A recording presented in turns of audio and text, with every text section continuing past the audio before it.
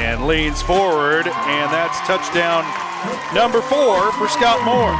Girard Sports Live is presented by Colgan, your community technology partner. Learn more at ckt.net. Looks, throw over to Adolph, quickly down inside, wrap around Boatman, found herself in the right place, foul, and the bucket! He'll try a 3 and hits.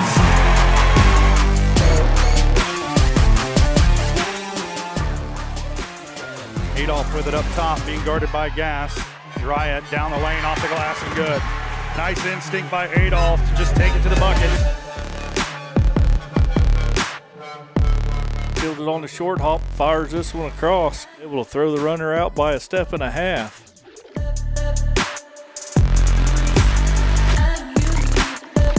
Pitch to the outside to Ashbacher. Gets a good block on the outside, and he's in for the touchdown. It's time for the Trojans. On your home for Girard High School Athletics. Girard Sports Live. Girard Sports Live.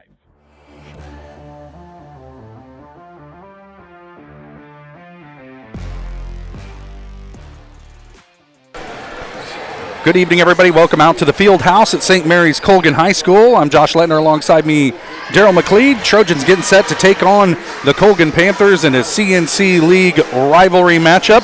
We do want to let you know that Girard Sports Live is presented by Colgan, your community technology partner. Don't get bit by slow speeds and high prices. Get Gigabit, the fastest internet in Southeast Kansas, with Colgan.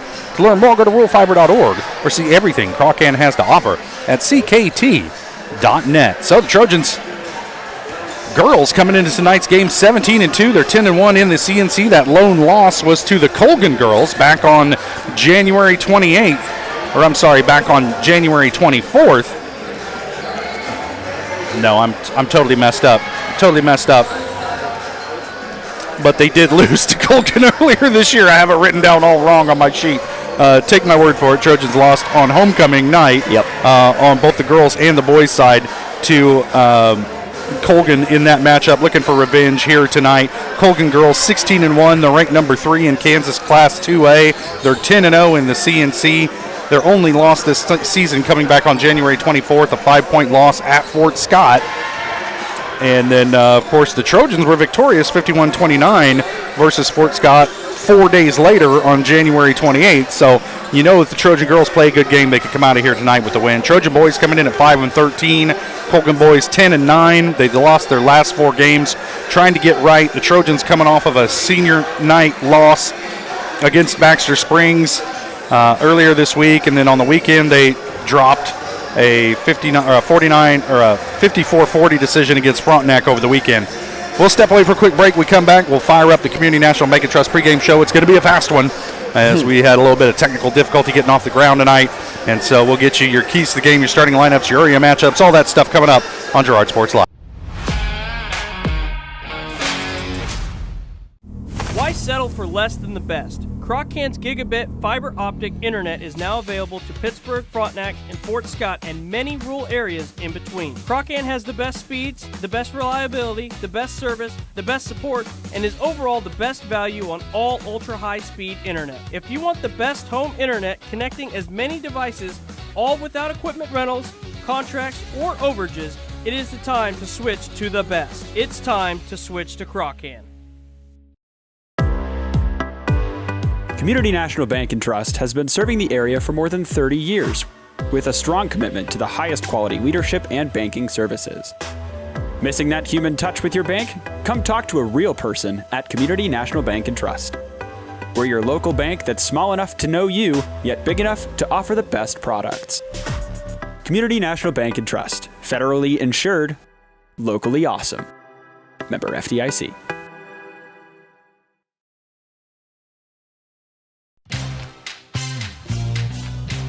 Tries to make something out of nothing. The Trojans all over him. It's going to be a big loss on the play. A Trojan sack means $1 short stacks at Eastside Cafe. Kick off your day with a hearty breakfast or take that midday break at Eastside Cafe. And this fall, when the Trojans get a sack, you get $1 short stacks the next day. Eastside Cafe, a favorite of the 4 states winner. Go Trojans from Eastside Cafe.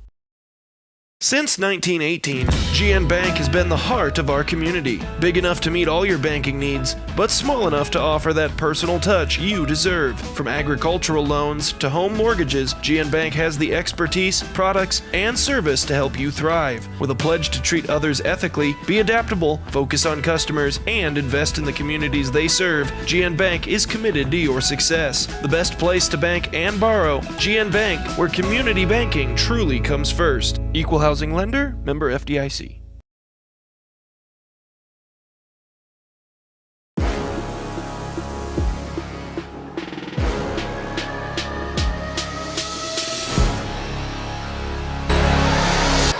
Welcome back to the field house at St. Mary's Colgan High School. Getting set for tip-off tonight between the Girard Trojan girls and the Colgan Panthers. I'm Josh Lettner, alongside me, Daryl McLeod. Let's get you your keys to tonight's game.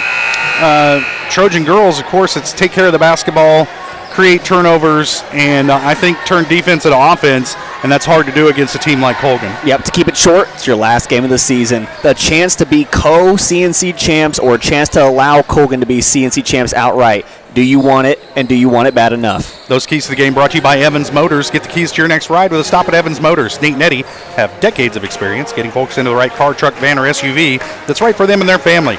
Stop by and see them at the intersection of highways 69 and 400 just south of Pittsburgh, or see their full selection online at evansmotors.net. Now we're going to jump ahead here real quick. Let's talk about tonight's starting lineups for this game. For the Girard Trojans, I think it's going to be just the regular starting lineup. They'll start 5'8" senior number 11 Jariah Adolph, 5'8" sophomore number 12 Kennedy Keller, 5'9" junior number 14 Maddie Kester, 5'6" sophomore number 22 Carson Orand, and 5'9" junior number 23 Erica Boatman. For the Colgan Panthers, it's senior night here, so we're guessing they'll start number 2 senior Caroline Imhoff, number 3 senior Lauren O'Brien, number 11 senior Mariah Harris, number 22 senior Molly Sweezy, and number 25 senior Kyla Osborne.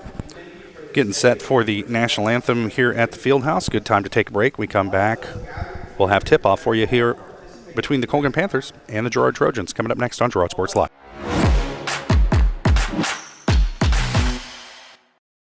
From the phone call to the service call, Roto-Rooter is there with fast and reliable sewer and drain service. From repair and replacement to septic and grease trap pumping, Roto-Rooter is here for you. With video inspections, Roto-Rooter can identify the exact issue to get the repair done quickly and correctly. Complete sewer line repairs or replacements, Roto-Rooter has you covered. Serving Crawford, Bourbon, and Cherokee counties, Roto-Rooter, 620-231-5630. If you're in the market to buy or sell a house, land, or commercial space, look no further than Lehman Realty. Locally owned and operated, Jason Lehman and his staff are ready to meet the needs of every client. When it comes to your listing, you can trust that Lehman Realty will take the time to get to know you and your property. Lehman Realty is a proud supporter of Girard Trojan Athletics. Learn more at www.lehmanrealty.net. or call Jason at 620-724-8020. The first one here is a 2017 Ford Focus with only 21,000 miles. That one's not for sale though. I'm going to probably keep that one. Hi, my name's Eddie. 2016 Chevy Malibu with only 13,000 miles, but I might hang on to that one too. So let me show you the next one. Ford F-150, but that one's going to stay with me too. So let's go down to the next one here. Hi, I'm Eddie. 2017 F-150, so we have 3 of them. I could probably let that one go.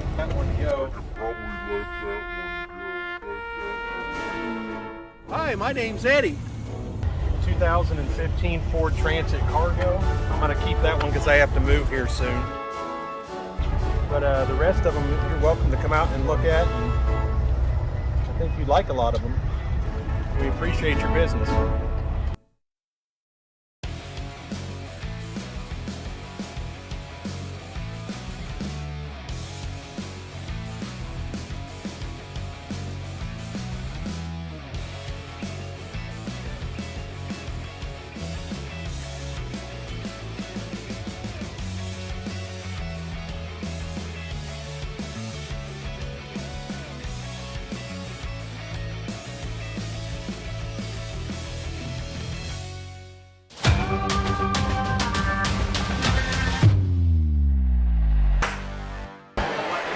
Welcome back to the field house at St. Mary's Colgan High School.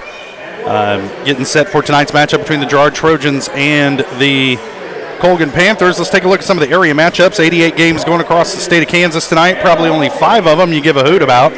As Chanute is at Independence, Prairie View at Osawatomie. Pittsburgh travels to Altamont, take on Labette County. Erie is at Iola, and Fort Scott plays host to Coffeyville. That look at the area matchups brought to you by Diskins Auto and Towing, 120 East Forest Avenue in downtown Girard. Diskins offers 24-hour towing, can repair all makes and models. To learn more, contact Diskins Auto and Towing at 620-724-8100. Starting lineups being announced down on the floor right now as we're ahead of the game on that one. I guess we're ahead of the game on one thing tonight. Here's a look at your Class 3A Sub-State girls bracket. As you see, the Trojans will play host to Baxter Springs for the first round Thursday night, 7 o'clock at Ted R. Taylor. The boys will be on the road Friday night, and they will play at Humboldt in the first round. Humboldt, I believe, like 15-6 or something like that. Have it written down somewhere 15-3 here. is what Sub-State bracket shows, but they might have a couple losses after that. Trojan boys are 5-13. Taking on the 15-3 Humboldt Cubs. Then we will have those games for you here on Girard Sports Live. That's going to be an exciting one later on this week. You got a huge matchup here, and then you got do or die time when it comes to the playoffs. And as for our girls, you know, we already coming off that win against Baxter. You have a lot of confidence against them. I think we can beat Baxter. Get past that first round, and then as for the boys, it's do or die time. You got to go into someone else's house, and you got to play a good team in their house. Yep, you got to play up to their level. You got to try to really hard to make up that deficit of this season. Go in there and embrace the role of the villain. See if you can quiet that crowd. See if you can get out of there with a win. And end their season with a heartbreaker. Yeah, it's going to be a tall order. It will, but this game here tonight is the big one. Obviously, Sub-State more important than anything in the regular season, but it's still nice. But man, you still like to beat your rival. It would still be nice to split this series, especially when Colgan's had your number for the past 3 years. And homecoming night, Trojan girls just didn't play a very good game. Probably played their worst game of the year against Colgan, and you hate to do that against your rival. But that's the way it went that night, and that was back on the 28th as Colgan came away with a pretty one-sided win against the Trojans. And now Girard will win the tip and have the ball to start things off offensively. Carson O'Rand with it. Dribbling up top, being guarded by Lauren O'Brien. Now down in the middle of the lane to Boatman. Her shot no good off the back iron. Rebound comes down to Mariah Harris. And Colgan with their first offensive possession tonight after getting a defensive stop. This is Kyla Osborne with it as the Trojans look like they're running a bit of a 2-3 zone. And they got a touch foul on Jariah Adolph down on the baseline as she bumped Osborne as she was driving towards the bucket. And that'll be the first on Adolph, first team foul on the Trojans. Yeah, no surprise here. Coach Farabi quickly getting Jacayla Davis into the game. She led her senior start. It's a real class sack, but you got to get your star back in there. Shot on the way from Osborne, no good. Tipped around, rebound out of bounds. It'll be last touch by Colgan. It'll be Trojan ball. Yeah, Sweezy made an attempt to save it, but both teams get a stop on their first defensive possessions. Still scoreless here at the field house. O'Rand handles the inbound pass as she's hassled up the floor, picks up her dribble, now gives it up to Kennedy Keller, who will handle it across the timeline, lob over the top to Boatman. Erica goes to work on the blocks, looking for help. Tries a bounce pass to Maddie Kester, and then she couldn't handle the pass. There's a tie-up, and the possession arrow favors Colgan. So the Trojans turn it over. That was kind of a hectic possession. Probably need to take a little more time there for Boatman there. Don't want to try and force that pass underneath, not this early in the game. Yeah, and, you know, Colgan's press did a good job of speeding the Trojans up there. They were out of rhythm the entire time. That was something that definitely worked in the last game against the Trojans as well. So now the Panthers with it. O'Brien with it, tries the three, no good. Rebound Harris in the lane, shot on the way, no good. Tipped around, The Panthers get it back. Harris kicks it back out. Body's hitting the floor. Three-pointer on the way, no good. Harris with another rebound, working into Boatman. Her shot's blocked, and there's a foul as Boatman was going for the rebound and collided with Kyla Osborne. And Osborne hits the floor hard. She appears to be okay. A lot of second chance opportunities for the Panthers so far. Well, Harris is just a load in the middle of that lane to get boxed out if you're the Trojans. There's another offensive rebound that's like 4 in a row. O'Brien kicks it out. Osborne with it now, driving, shot on the way, no good. Rebound comes down to Boatman. She'll kick it back to O'Rand, and the Trojans escape without giving up a bucket. We're still scoreless with 6 minutes to play first quarter. Boatman trying to kick it out to Adolph. She'll bring it back up top to O'Rand. Now back in the corner to Adolph. Jariah's going to drive into Harris. Bounce pass middle of the lane to Boatman, and she's fouled. It'll be on the floor. We'll see who they whistled this one on. A lot of traffic in there. Got it on number 22. I think that's Molly Sweezy. That's her first. First team foul on Colgan. Pass tipped away, but Adolph able to track it down for the Trojans. Into the corner to Keller. And Panthers slapping at the ball, getting in there. Trojans going to have to secure it. That's something I think is overlooked about Davis's game. Everyone knows she's an amazing passer and an amazing shooter on offense, but she has the ability and the quickness on defense to really cause havoc. O'Rand with it up top after a couple shovel passes to get it inbounded. Boatman with it, working around the perimeter. Now she's in the corner, kicks it back up top to O'Rand, who will pull up for a three. Out of rhythm, but Erica there for the rebound and the putback. And that's kind of a savior on that possession. Nothing was really going for the Trojans. They really seem out of wits on offense so far. Now the Panthers will work it around into the corner. Sweezy gets it back up top to Davis. Now back to Sweezy, and back up top to O'Brien. Now Davis with it again.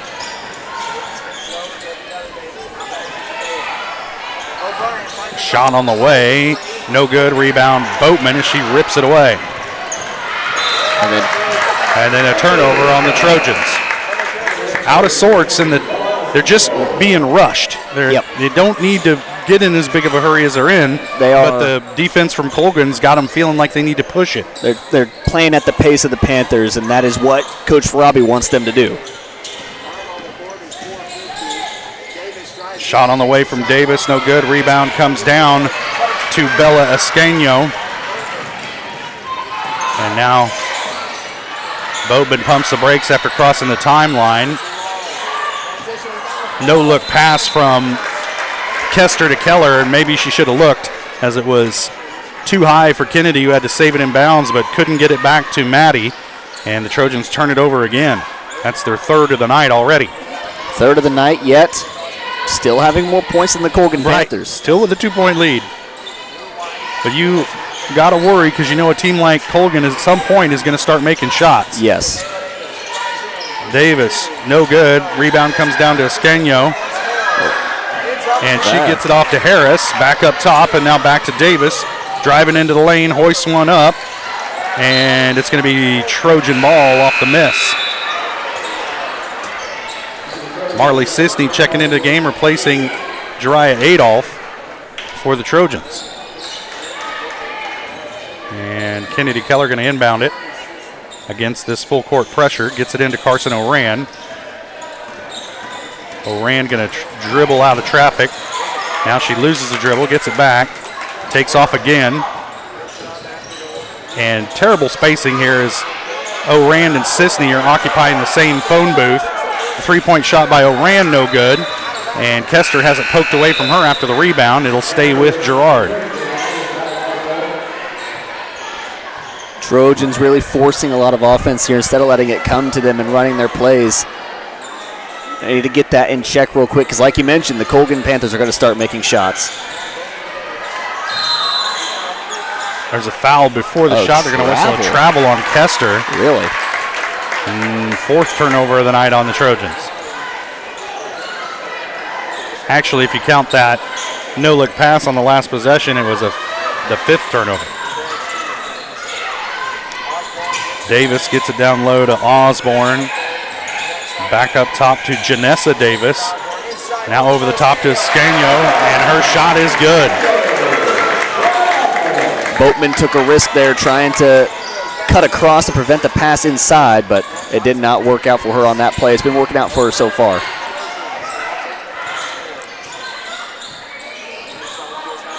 Orand with it, gets it over to Keller on the far side.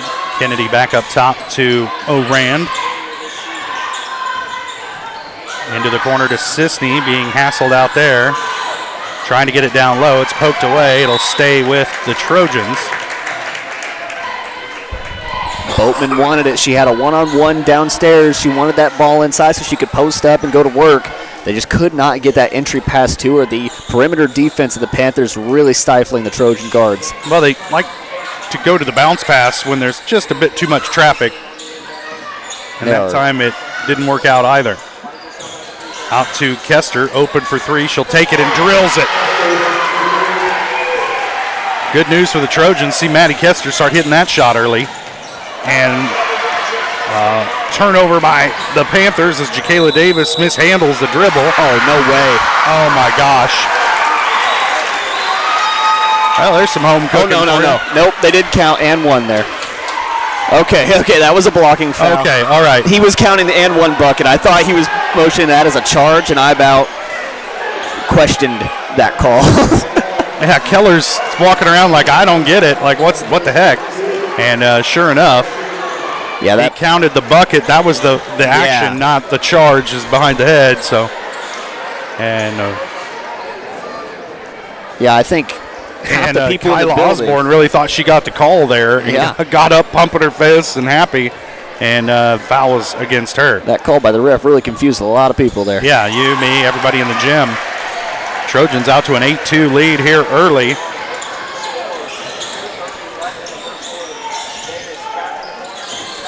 Panthers with it. Davis up top to Osborne. Drives into the lane, kicks down to Harris. Has it stripped away, but she's going to be fouled. I think they're going to whistle Boatman with this one. And they'll get Kester. Nope, Kester from behind there. So as she swatted for the ball, she must have caught some contact with the other player. Or it looked like she did. Yep. That's Maddie's first. Third team foul on the Trojans. I'm missing one somewhere. As Harris hits the first. Got the one on Adolph earlier? Yeah. Huh. Yeah. Does Boatman have one? You would think, but I don't know. Yeah, Boatman had one because that loose ball foul. Oh, okay, there we go. Yep. That one rolls off. Boatman with the rebound. Erica's going to push it up the floor. Ahead to Kester. Off the glass. She's fouled. And Osborne picks up her second.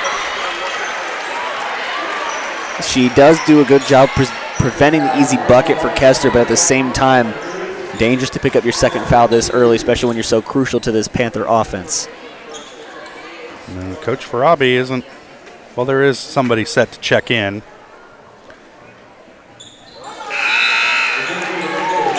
Yeah, it ends up being a good foul for Osborne, but she does have to take a seat. Trojans going to have to hit free throws in this one. Yep. I was going to say the same thing for Harris on the other end. She's going to have her share of attempts tonight, being the tallest girl on the floor. Janessa Davis checks back into the game, replacing Osborne as Kester hits the second. She's got 4 points. Trojans lead by 6. Davis looking at the double team up top. She'll give it up to Janessa Davis. Her pass ends up in the hands of Jacayla Davis. Now back to O'Brien. And Davis with it up top. Lob over the top to Escanio. And the Panthers have done that lob pass for several years in a row now. Before it was to Lily Brown or Lauren Torrance, but now Escanio the beneficiary of that lob over the top. The Trojans got to watch for that all night. Escanio's got 4 points of the Panther 5. Kester pulls the trigger on a three, no good. Rebound comes down to Harris. And here come the Panthers back the other way, trying to cut into this 4-point Trojan lead.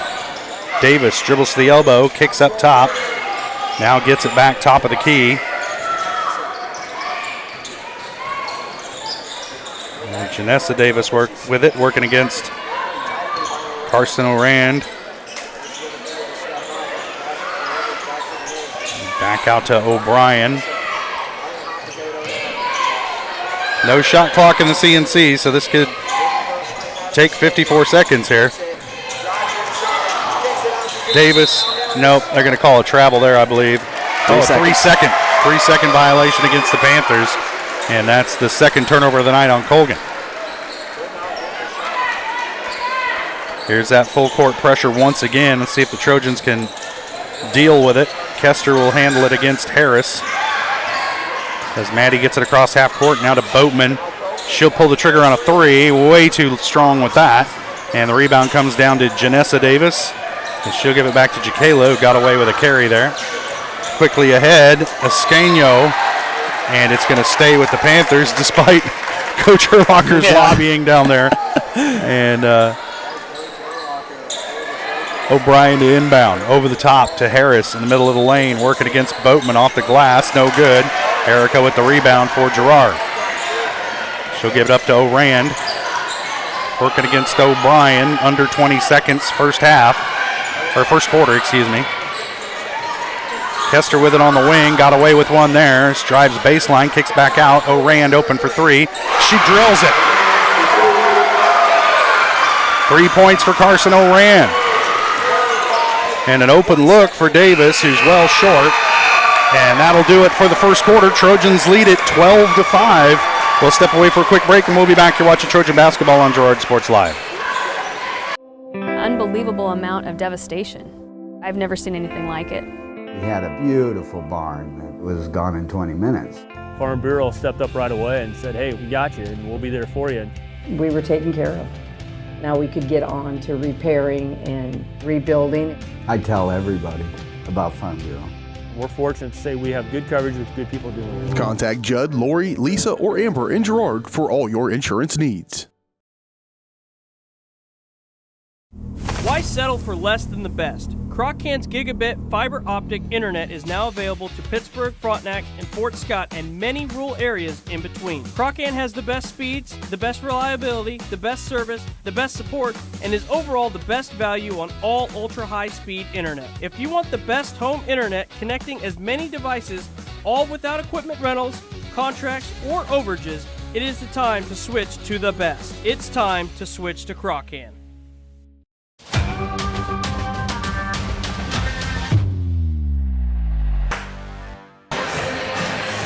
Welcome back to the field house at St. Mary's Colgan High School.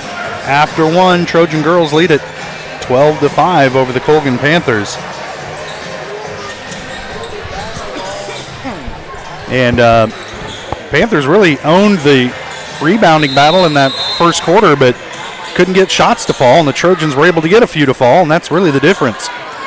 As Girard committed 5 turnovers to the Panthers 2, and despite that, they've got a 7-point lead. Boatman with it down low, and the turnaround is good. 4 points for Erica Boatman. Trojans leading by 9. Davis with it, working against Adolph. Now she gives it up to Osborne.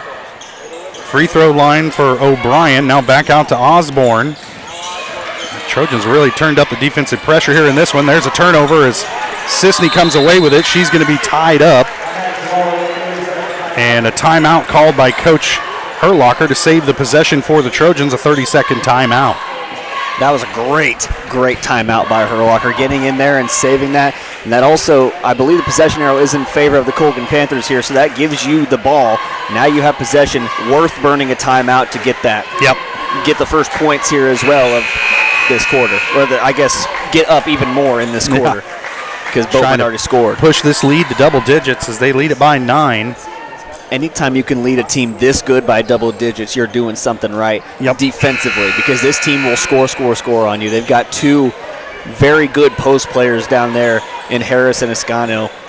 You just gotta make it work and outscore them down low, because they're going to get theirs. You got to keep the pressure on them, and the Trojans have done that thus far. As the inbound pass to Keller, not the greatest, but she gets it back to Adolph, and Jiraiya will handle it across the timeline, and the Trojans will set up the half court.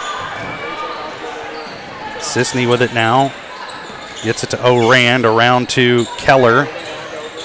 Back to Boatman at the top of the key. Back up top to Orand. She'll pull the trigger on a three. In and out. Rebound, Boatman. The shot's no good. They got a foul on the floor. And who are they going to whistle this one on? It'll stay with the Trojans.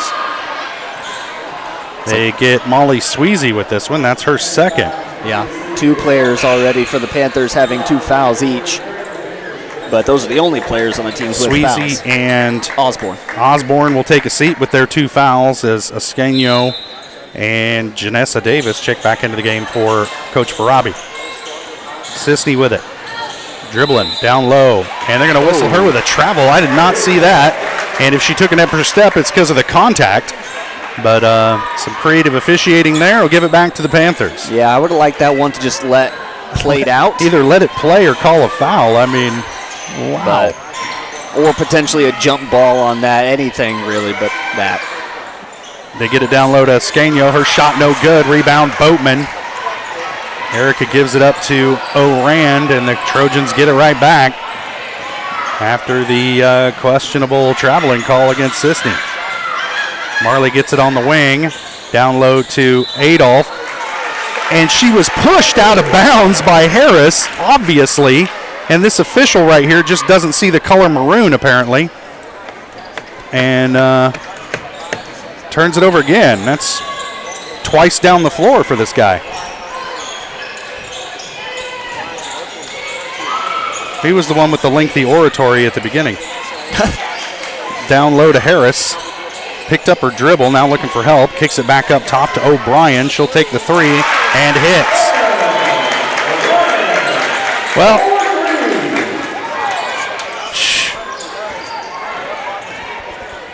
pass ahead. Boatman's got it on the wing.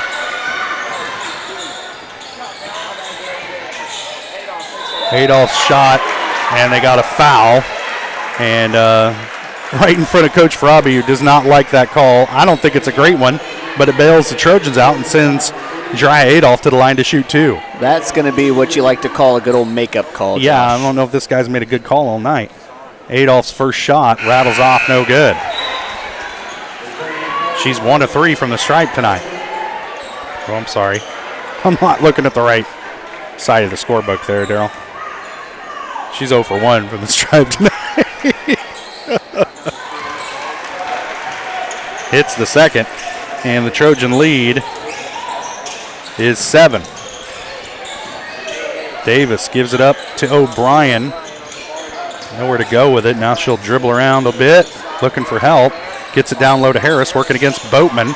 And she's looking for Janessa Davis, and right in there to break it up is Jariah Adolph. It'll stay with the Panthers by way of the possession arrow. But that's kind of a win for the Trojans because now the arrow's back in your favor. Yes. O'Brien set to inbound. She'll get it into Janessa Davis. Pulls the trigger on a quick 3 off the mark. Rebound Harris working over Kester. Now back to Jacayla Davis. Dribbling against Kennedy Keller. Kicks it out to O'Brien. Open for 3. No good off the back iron. Rebound Jacayla Davis. Shot on the way, in and out. Rebound ripped away by Boatman. Right out of the hands of Escanio. And Orand will handle it across the timeline for Girard. Trojans leading by 7. 5 minutes to play first half. Keller with it. Wasn't quite ready for it. Gives it back to Orand, excuse me. Now Kester at the elbow to Boatman, spinning into the lane. Shot on the way, a lot of contact, no call. Rebound comes down to Harris, and now they're going to whistle Kennedy Keller reaching in, trying to get at that ball after the rebound. That's the first on Keller. Trojans have 4 players with 1 foul. Panthers have 2 players with 2 fouls. Davis gives it up to Janessa Davis. Working against Keller. Picks up her dribble. Kicks over to O'Brien. Looking down low for Escanio. Now back to Jacayla Davis, driving into the lane. Runner on the way, no good. They're going to say she was fouled, same dude. And she'll head to the line to shoot 2. Yeah, Davis does not miss many free throws either, so it's not really the person you want to send to the line. in any situation. Whistled on Oran. That's her first. So now the Trojans with 5 players with 1 foul. And Jacayla Davis at the line to shoot 2. First one on the way is good. You said it, Daryl. Yeah. I can't remember the last time I've seen her miss a free throw, to tell you the truth, Josh. Well, hopefully we'll witness it tonight. Yeah, real big moment, you know. Right when the Trojans need a missed free throw. With 4.5 left, second quarter. Yeah. She drills them both. Not right now, Daryl. Not this time. Keller with it off the inbound, handling up the floor against Jacayla Davis. Gets around her, breaks the timeline, gives it up to Boatman. Just lost it. Davis comes away with it. 6th turnover of the night against Girard. Davis off the glass, no good. Rebound tipped around, and it ends up with Boatman.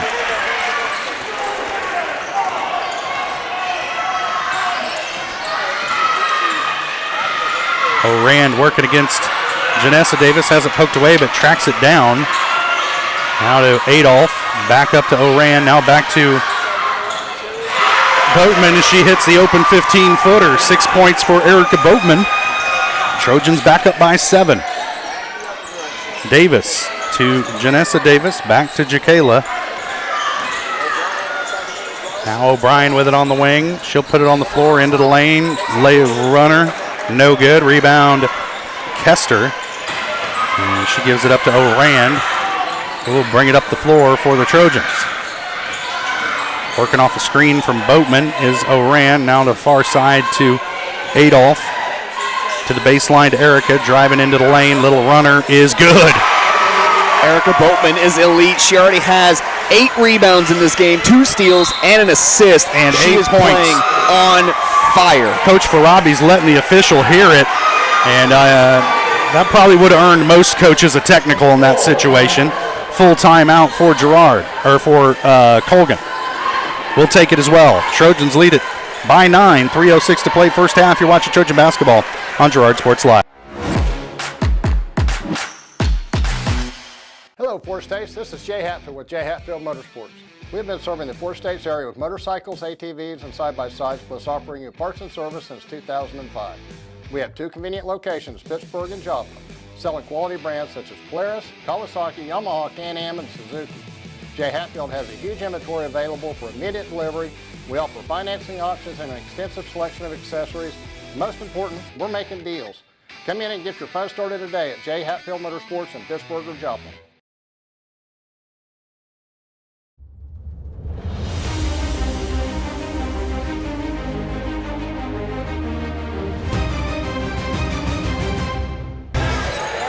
Welcome back to the field house.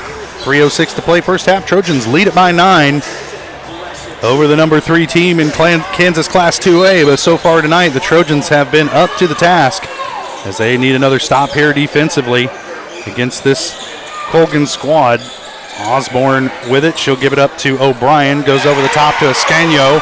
Tipped away, and Sisney comes away with it. The 5th turnover of the night against the Panthers. And the Trojans, no need to rush here. Trying to get it down low, and a lot of hands hit it, and it will stay with the Trojans.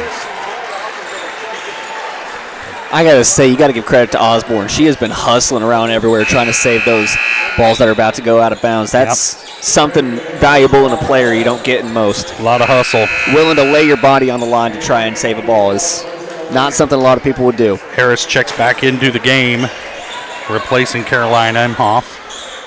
I'd like to see this matchup. Keller posted up against Harris. Sisney gets it into Orand. Back to Marley. Now Keller with it on the wing. Kennedy will put it on the floor, gives it up to Boatman, top of the key. Now back to Orand, guarded by Jacayla Davis. Boatman with it. Back to Orand.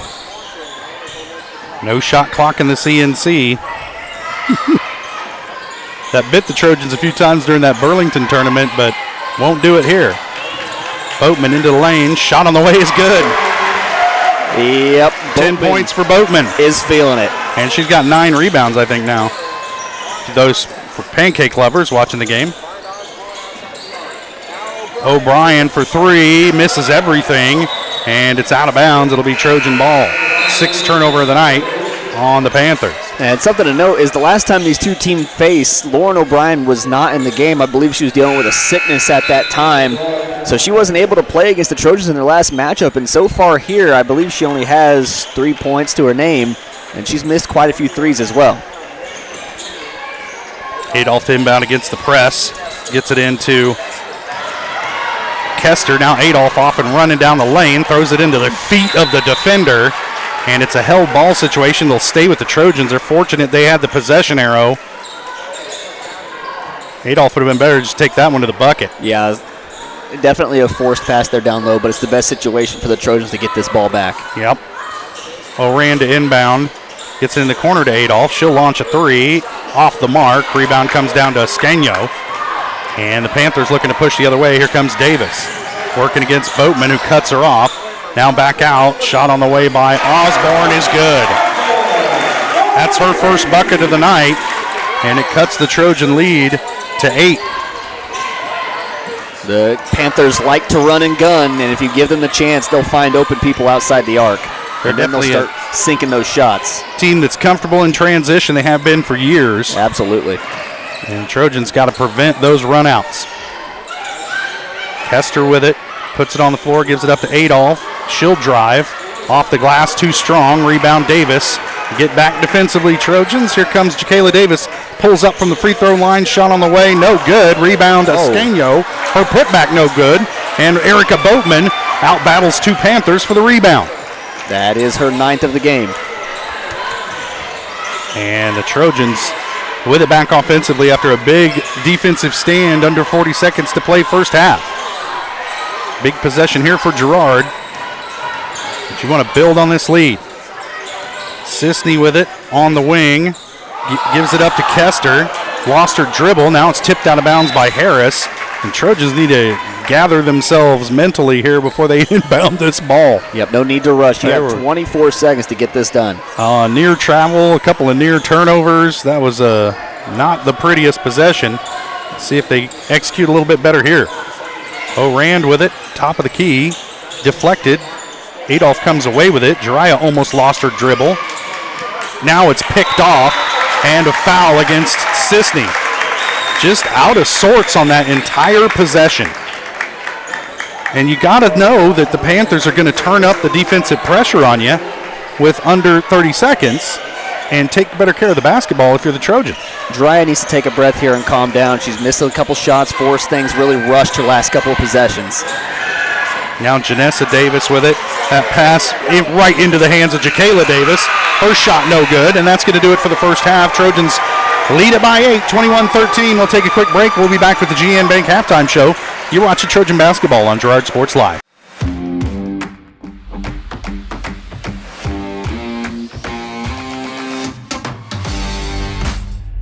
Since 1918, GN Bank has been the heart of our community. Big enough to meet all your banking needs, but small enough to offer that personal touch you deserve. From agricultural loans to home mortgages, GN Bank has the expertise, products, and service to help you thrive. With a pledge to treat others ethically, be adaptable, focus on customers, and invest in the communities they serve, GN Bank is committed to your success. The best place to bank and borrow, GN Bank, where community banking truly comes first. Equal housing lender, member FDIC.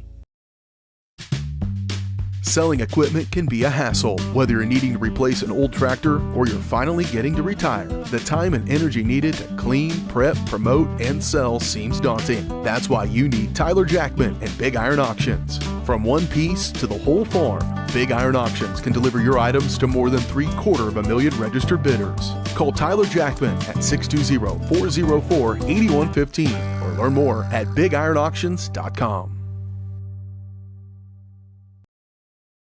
It's a bird. It's a plane. It's Chicken Annie's Girard. When you're facing a chicken emergency, there's only one hero. Catering and carry out from Chicken Annie's Girard. When an onion ring craving is too much to bear, when the family's coming over and you weren't aware, it's Chicken Annie's Girard to the rescue. When there's 20, 30, 100 to feed, you need Chicken Annie's Girard indeed. A heroic value, superb flavor. When there's a chicken emergency, there's only one hero. Chicken Annie's Girard. If you're in the market to buy or sell a house, land, or commercial space, look no further than Lehman Realty. Locally owned and operated, Jason Lehman and his staff are ready to meet the needs of every client. When it comes to your listing, you can trust that Lehman Realty will take the time to get to know you and your property. Lehman Realty is a proud supporter of Girard Trojan Athletics. Learn more at www.lehmanrealty.net or call Jason at 620-724-8020. More than just your neighborhood pharmacy, Mathis Drug is your hometown partner in health.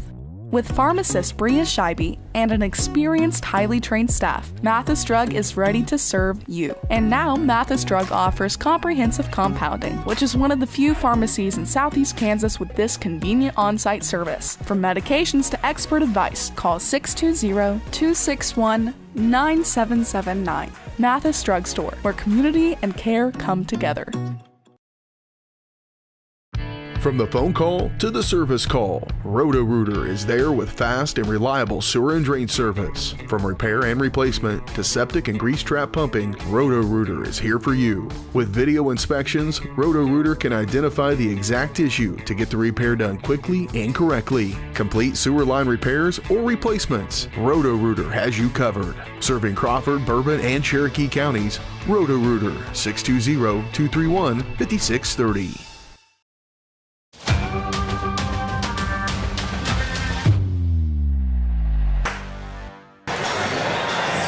Welcome back to the field house. St. Mary's Colgan High School at the break. The Trojan girls leading the Colgan Panthers 21-13. This is the GN Bank halftime show brought to you by GN Bank, where they've been providing customers with the highest quality financial services in a friendly and personal way for over 100 years. Personal, business, or agricultural needs, turn to GN Bank. Learn more at gn-bank.com. Well, the Trojans have appeared really out of sorts on several different occasions in that first half. They committed 6 turnovers, but also they forced 6 turnovers. And then at the break, they're leading by 8. So while it hasn't been pretty, it has been effective for the Trojans thus far. Yeah, go back to Erica Boatman. Keep going to her. She has the hot hand right now. Allow her to create space down low and therefore create alleyways for the other people to work around it. Because right now, she's got the hot hand. She's the leading scorer with 10 points.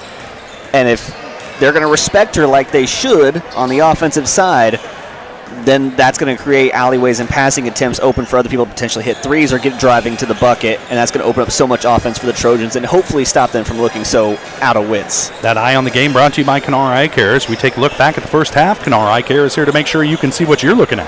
Kenara Eye Care, with locations in Pittsburgh and Girard, is here to help their valued customers. Learn more at KenaraEyeCare.com.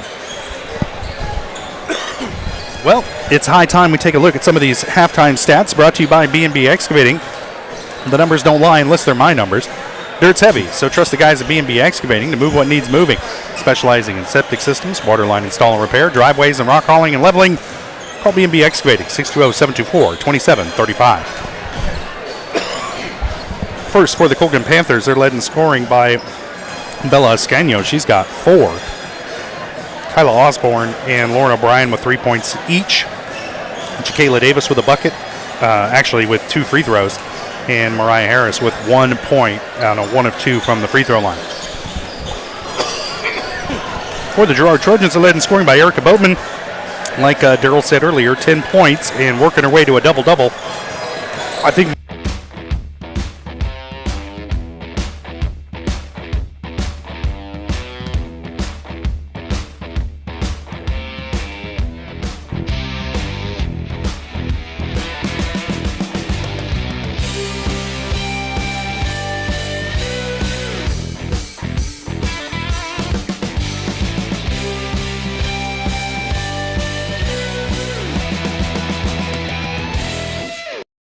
Communicating with current and potential customers is a must in the world of business. Advertising is nothing more than communication and an invitation. Look no further than Norris Advertising, offering a wide variety of services from billboards, radio across the 4 states, and digital ad services like ZTV, YouTube, geofencing, streaming, and more beyond the local view. Looking to upgrade your storefront? Norris Advertising is your go-to for local digital sign sales. Norris Advertising. Get your ads to work. Chicken Annie's of Girard is something to crow about. Their family-style restaurant continues a Southeast Kansas tradition with their specialty fried chicken, plus famous homemade onion rings, chicken and noodles, and so much more. And of course, their delicious homemade pies. Dine in or carry out available. Chicken Annie's of Girard has the best value, flavor, and service in the area. Stop in soon or call for catering. 620-724-4090.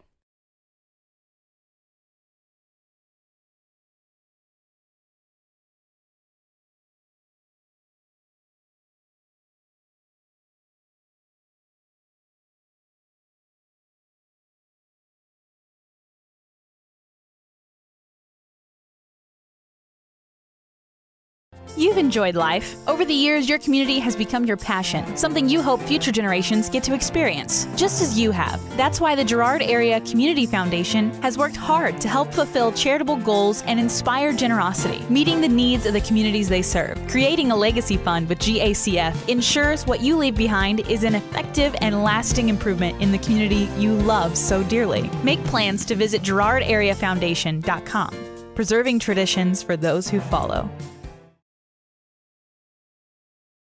Janessa Davis up the floor with it, has it stripped away. As Keller gets it away and then runs over Sisney. Pass ahead to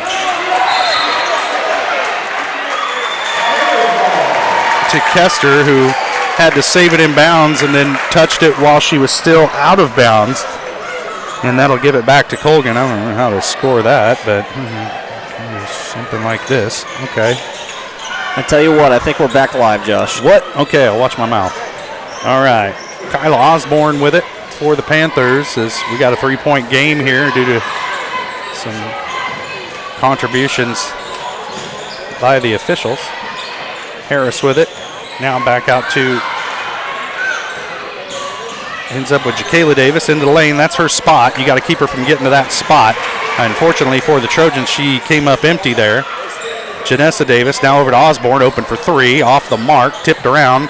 Rebound comes down to Boatman for the Trojans. And that is a double-double for Boatman now. Once again, Kennedy Keller hits the floor, gets up, looks to be okay. Sisney with it, into the corner to Kester, pulls trigger on a three, and Maddie's just rushing it a bit, and they're going to get an over-the-back foul on Boatman working against Escaño. And that'll be, I believe, 2 on Boatman.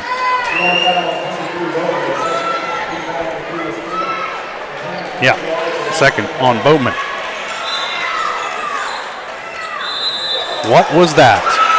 And that should turn it back over to the Trojans as Janessa Davis just dribbled over the end line with it and turned it right back over to the Trojans. That'll earn her a seat on Coach Farabi's bench as Lauren O'Brien checks back into the game for Colgan.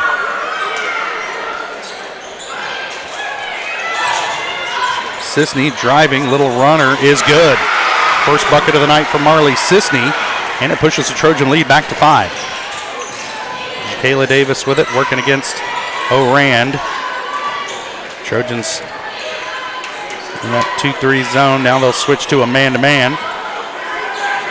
Osborne with it, back over to O'Brien.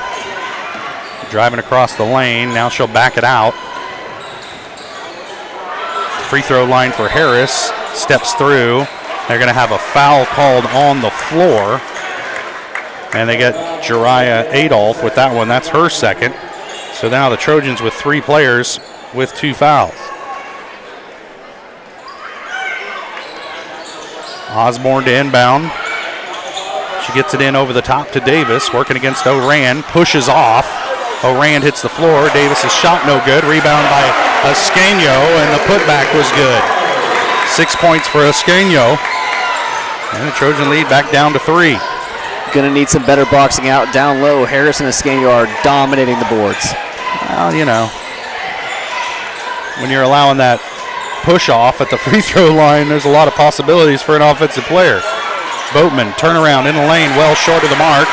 Rebound comes down to Osborne as the height of Escaño really disrupted Boatman. And there's a foul on the open floor. I think it's going to go against O'Rand.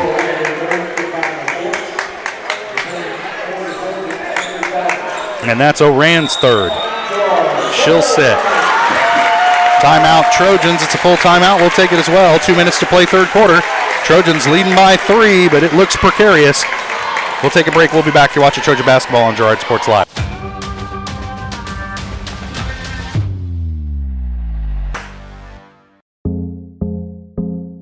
Our whole vision of becoming the 4-state agency was because we want to be able to grow with our clients, whether they have a lake house in Oklahoma, whether they're starting a business and expanding into Arkansas. We want to make sure that they're taken care of, whether it's home, auto, financial services, or even life insurance. We want to walk through the stages of life with our clients. That's the biggest part. That's what makes us different.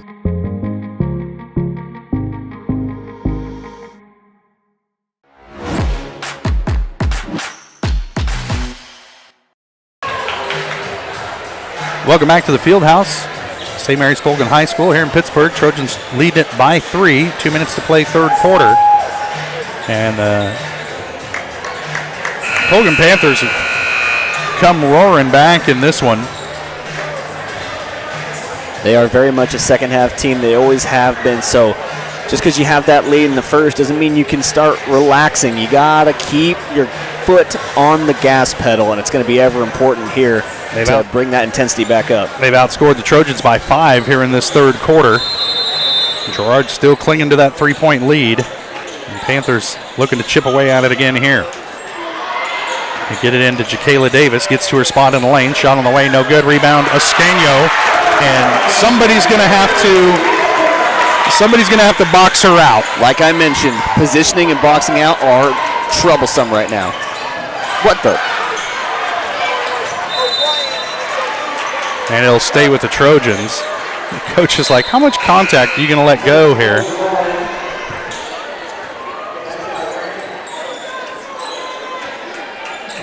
The officials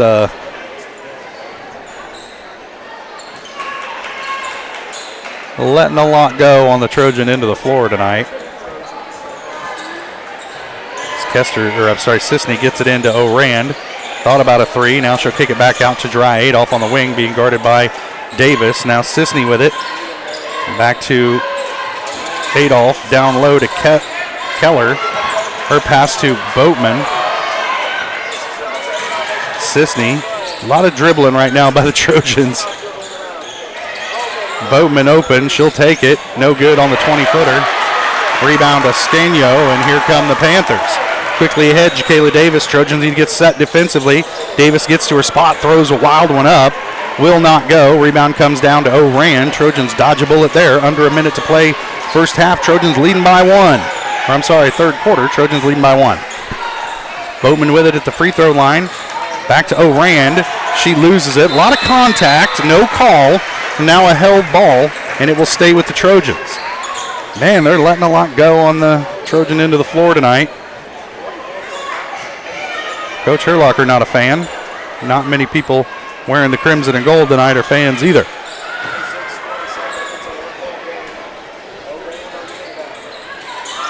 Get it in over the top to Boatman. Erica directed traffic. She'll give it up to O'Rand. Under 40 seconds to go, third quarter. Trojans could hold for the last shot.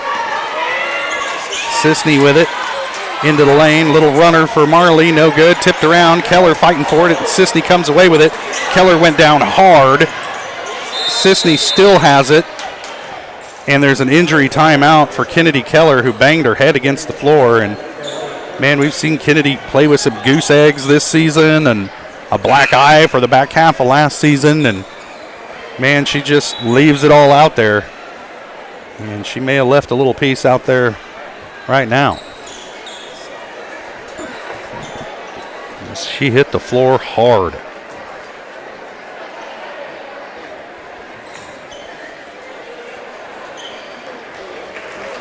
And there's just a whole lot of contact going on down on the Trojan end of the floor, and not many whistles being blown. And for Coach Herlocker, I think at some point in time you start to get concerned about the safety of your team, as this is looking a little bit like rugby with a hoop.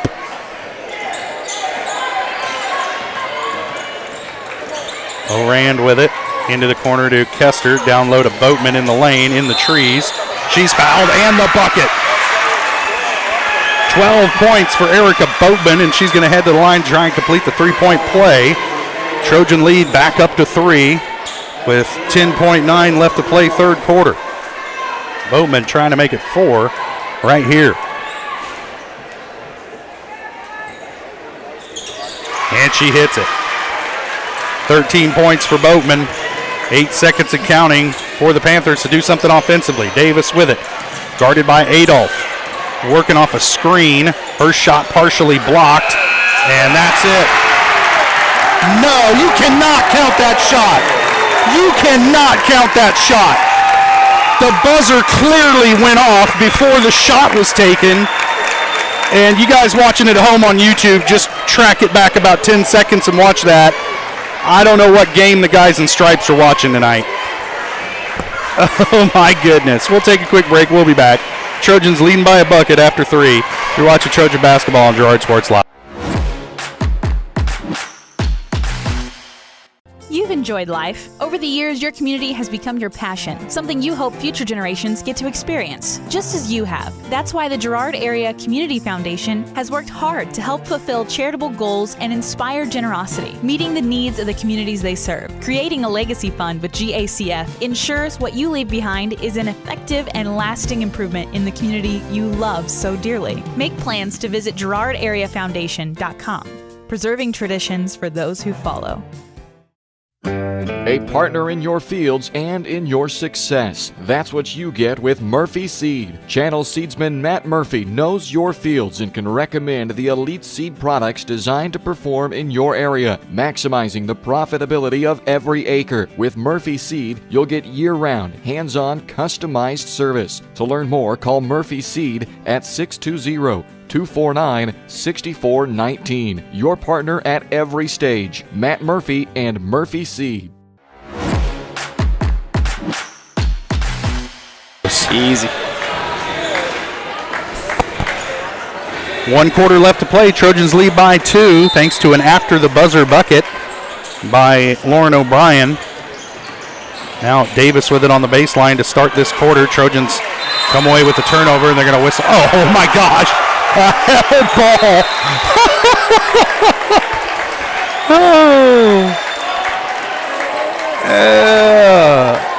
Oh my goodness, dude. Oh man, talk about home cooking. Woof. Oh, there's a steal on the inbound. Davis got that one clean. Her shot is up and good. Well, if you're the Trojans, you know you're not going to get many calls in this building, so you got to take care of the basketball when it's up to you. And they turn it over right there. And there's finally a foul call on the Trojan end of the floor, and it prevents a turnover. And it will keep the ball with Girard. Let's see who they whistle this one on. They get it on Kyla Osborne. That's her third. Now 2 players with 3 fouls for the Panthers. As both Osborne and Sweezy playing with 3 fouls. O'Brien hits the floor. She gets up, appears to be okay. Kester with it on the wing. Up top to O'Rand. Working off a screen from Sisney. Into the corner to Adolph. Her pass right to the feet of Boatman results in a turnover. Adolph needs to calm down. She is. Yeah, if you're going to throw a bounce pass, you can't throw it at the opposing or at your player's feet. She's thrown 1 or 2 many passes out. She needs to really rein it in here and focus up for these last couple minutes. So the Trojans have committed 2 turnovers here on the last couple of possessions. And we're tied at 30, and you can't do that at any point in the game, but now you really got to take much better care of the basketball if you're Girard. So Adolph will sit. Sisney back into the game for Girard. Davis handling the ball up the floor, guarded by Kennedy Keller. She'll kick it over to, and it's picked off by Boatman off the pass from Osborne. And the Trojans with it back. I have that as the 8th turnover of the night on the Panthers. Into the corner, Sisney open for 3. She drills it. 5 points for Marley Sisney, and the Trojans back up by 3. Jakayla Davis with it. Keller guarding her. Now back to Osborne in the lane. Shot no good. Rebound Harris. and she's fouled by Kester, and they're going to say it's on the floor, and it will result in an inbound play here coming up. That's just the second foul on Maddie Kester. Adolph going to check back into the game, replacing Sisney. Sisney's made a couple big shots tonight. I was going to say, Sisney was playing really well. I'm not going to question Coach Herlock, although he's done this a little bit longer than me. Yep. Osborne will give it up to Davis, cut off by Adolph and Keller. Now back into the lane and bailed out by a foul call as she collided with Erica Boatman in the middle of the lane. I think Erica just couldn't get out of her way. That's 3 on Boatman. And that'll send Jacayla Davis to the line to shoot 2. She's 1 of 2 from the stripe tonight. No, she's 2 of 2 from the stripe tonight. Like I mentioned, I haven't seen her miss in like 3 years. So she's been in high school basketball for 3 years, and I haven't seen her miss yet. And she's 3 for 3 from the line tonight.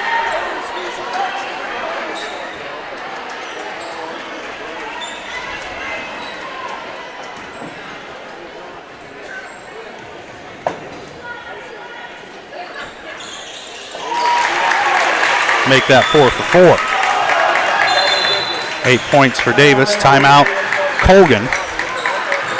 And it's a full timeout. We'll take it as well. Trojans lead it by 1. 6.5 to play, fourth quarter. You're watching Trojan basketball on Girard Sports Live.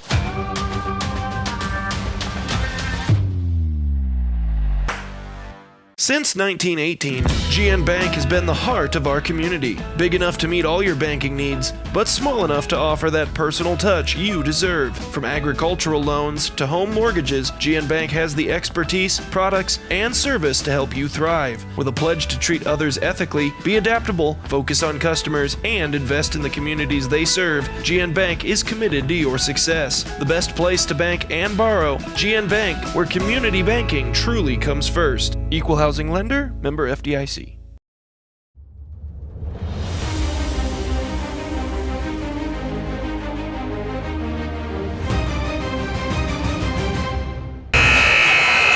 Welcome back to the field house, St. Mary's Colgan High School in Pittsburgh, Kansas.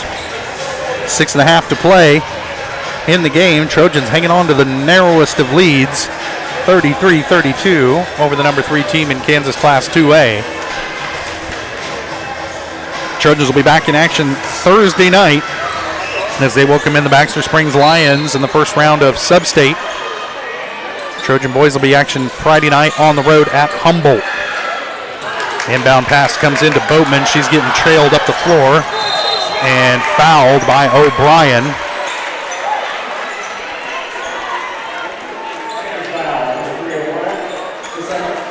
That's O'Brien's second team foul on the Panthers as Carson O'Rand will inbound from the baseline over the top to Kennedy Keller at the elbow. Keller steps into a shot and drills it. 7 points for Kennedy Keller. Trojans up by 3. Davis quickly with it up ahead, gives it up to O'Brien. She'll swing it over to Osborne. Now back to O'Brien. Dribbling around back over to Osborne. She'll pull the trigger on a 3. Nobody got a hand up. Rebound comes down to Maddie Kester, who out-battled Molly Sweezy for it. Sweezy playing with 3 fouls. Moran gives it up to Keller, top of the key. Now Boatman got away with one there. Has it ripped away from her in the lane. And she's going to draw the foul. And that one's going to go against Sweezy. I think that'll be her 4th. Yep. So Sweezy will likely sit, and she does, and Bella Scanio back in the game for the Panthers. I'm not sure that's such good news for the Trojans. I think I'd rather have Molly Sweezy on the floor. Right. O'Rand to inbound, got to get it in, and again that bounce pass in traffic, and there's a tie-up, and it'll be Panther ball, and the Trojans turn it over again on an inbound play. Too much traffic for a bounce pass.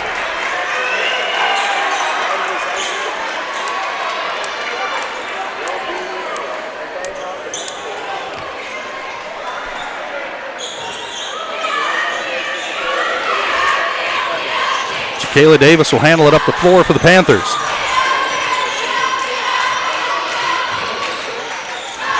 Osborne with it on the wing. She'll put it on the floor. She's picked up by Oran. Tries to lob it over the top. Deflected. And Boatman comes away with it for the Trojans. That's turnover number 9 on the Panthers. Trojans looking to build on a 3-point lead. Under 5 minutes, 20 seconds left to play in the game. Boatman has the top of the key. She'll give it up to Kester. Maddie dribbles off her leg. No, it was poked out by Osborne. Okay, Osborne poked it out. It'll stay with the Panthers. The angle on it looked like she dribbled off of her. It did. Off of her shin, but it'll stay with the Trojans. Orand with it. Gets it down low to Kester. Almost lost the dribble again. Now battling baseline. Kicks it back into the corner. They'll work it back outside. Trojans don't need to hurry. They need to take a high percentage shot here. I would like to see Kester take that back into the bucket against O'Brien, but like you mentioned, this is going to take more time. Yep. Well, Boatman. Until she goes out and gets you, go stand out there. Until that ref starts counting, you cannot move. If you're drawing a Scanio all the way out past the three-point line, that's not such a bad thing either offensively. Oh, Adolph almost turned it over, knocks Keller over, manages to get it back. And Jiraiya just has been a little bit out of sorts tonight for Girard. She was so cool and collected against Baxter the other night. Wow. And that one poked away by Jakayla Davis. And no, don't call a foul. Are you calling a foul there? Oh my goodness, man. It's a loose ball on the floor. Everybody's going for it. The ball is out in the open, and Keller dives on the ball, and you call a foul on her? Who did she foul? The ball? That's ridiculous. That's ridiculous. Inbound pass to Davis. Now the Panthers with it.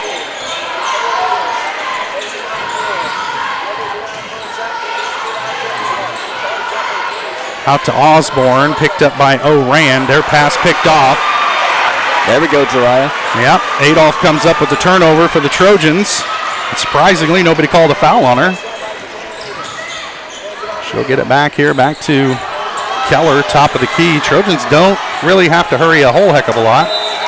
That one's knocked out of bounds by Harris. It'll stay with the Trojans. And for Girard, really, this has been the most dangerous play of the game, just inbounding the ball.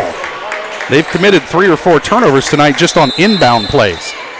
A lot of risky passes. Yep.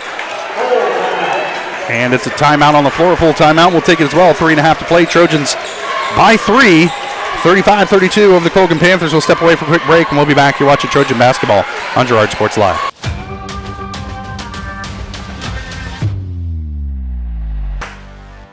Farmers Bank is a proud supporter of Girard Schools. For generations, Farmers Bank has worked with local leaders, businesses, and residents to help shape the future of Southeast Kansas. Farmers Bank is proud to have helped with the growth and development of the communities we serve. As partners in business and friends in life, Farmers Bank is looking forward to a brighter tomorrow. Farmers Bank, with locations in Hepler, Walnut, St. Paul, and Girard. Equal housing lender, member FDIC.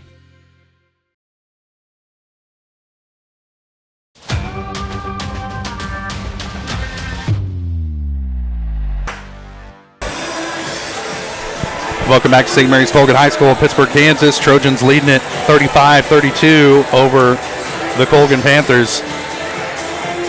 And definitely a home court advantage here tonight for the Panthers, with Trojans, despite all that, still leading it by 3. But that lead feels anything but safe at this point. If you're Girard, you're going to have to keep the intensity and the concentration up for this last 3.5 minutes. This Colgan Panthers team has been used to winning for the last 3 years.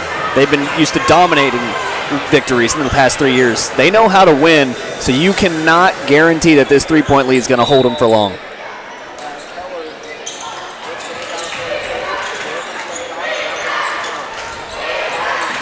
Sweezy back in the game, playing with 4, by the way. Oh, Keller mishandled the pass, but Boatman there to track it down for the Trojans. You almost feel like they got butter on their hands or something. Sometimes. Keller with it. Gets fouled by Harris. That's fourth team foul on the Panthers. Free throw is going to become extremely important here down the wire. The first foul of the night on Mariah Harris.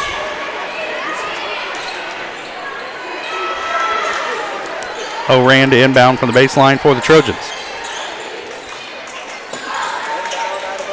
They get it into Kester, off the glass, no good. Rebound Boatman, her turnaround, in and out. Rebounded by Kester, the putback good and the foul.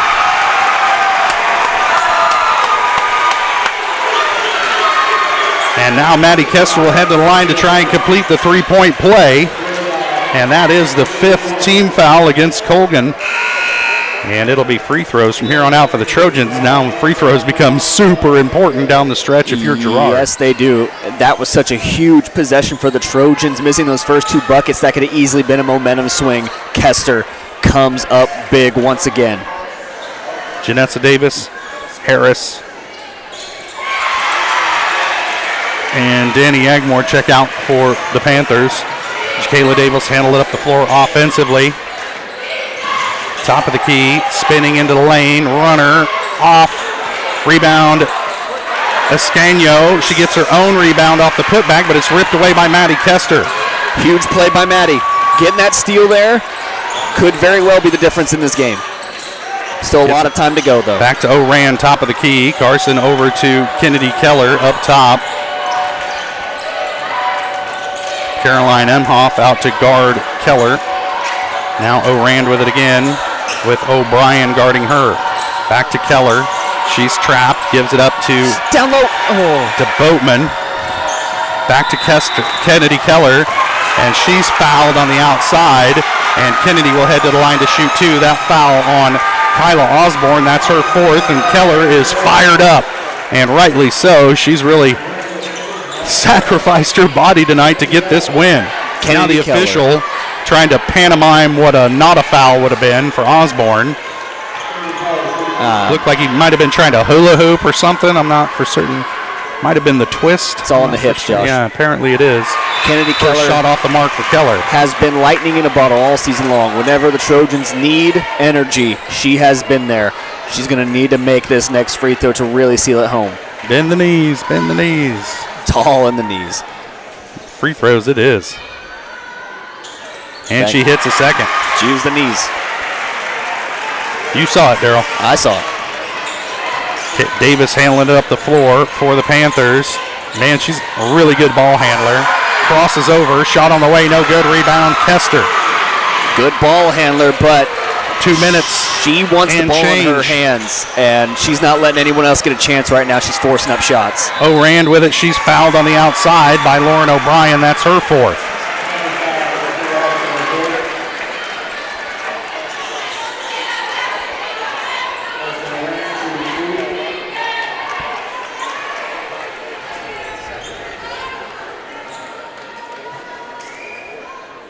Rand's first shot off the mark. These free throws are huge. Trojans need to make them.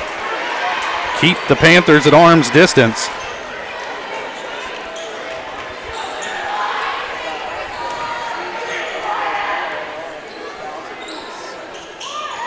This is them both. The only good news Rebound is Harris. O'Brien got her fourth foul on that foul. A lot of Colgan Panthers playing with 4 fouls. Davis working against Kennedy Keller, and if you're Colgan, you got to get a shot off. Osborne way off the mark, tipped out of bounds by Keller. It'll stay with the Panthers. 1:44 to play, and time really becoming a factor here for Colgan. If you're the Trojans, you just want to prevent that quick shot, try and turn them over, but make them take their time to get a shot off. Harris with it, working against Kester, back up top to Osborne. Now Davis with it as Keller gambled on that turnover and a held ball. Yep. And it'll favor the Trojans. That's huge. That's huge. Jakayla Davis is forcing shots. She needs on her end to rein it in. Just trying to do too much on her own. And I understand why she is. She has been the star player all season long. She feels like it's in her hands right now, but you've got a team for a reason. You got to use those big bodies you have down low. Get it into Boatman. Erica will handle it up the floor for Girard. Gets it across the timeline. Now gives it up to O'Rand at the logo. Back to Keller. Oh, man. Man, no foul there, huh? No foul there. No foul there. Nope, you literally just called a foul on that exact same play like 2 minutes ago. No foul there. They did not call a foul, no. Anyway, you just like to see a little consistency. So it'll be Panther ball, 1:17. Trojans leading by 7. The Panthers have several players on the floor. Davis with it. Keller picks her up. Steps over, kicks it over. Shot on the way from Emhoff. Off the mark, and that'll turn it back over to the Trojans.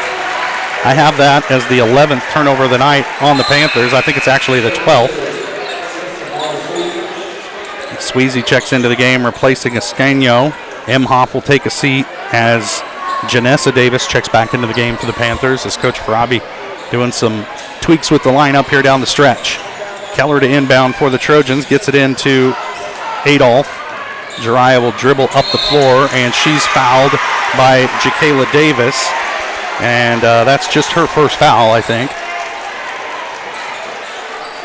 Nope, it's her second. That's why I call my stats unofficial, Daryl. I understand. Yeah. First shot on the way from Jiraiya, no good. Gotta make free throws. You have to make these free throws coming down the wire. Trojans have missed 4 of 5 free throw attempts in this fourth quarter.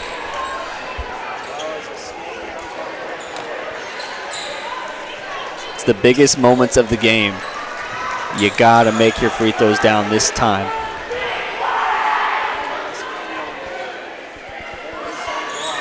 And she gets the second. 2 points for Adolph on 2 of 4 from the free throw line. Trojans leading by 8. Emhoff with it, back to Davis. Crosses over on Keller. Emhoff's shot way off the mark. Loose ball tracked down by Kester. And now Girard with it, under a minute to play, as O'Rand handles up the floor for the Trojans. And they're going to whistle O'Brien with that foul. That is the weakest foul of the night, but they whistled it on her. And it's almost like an effort to stop the clock. Well, whatever it is, it's going to take her out of the game and then put Osborne back in, who already has 4 fouls. So it's not rolling in their favor right now. And all that matters is that O'Rand makes her free throws, and she hits the first. She's got 4 points.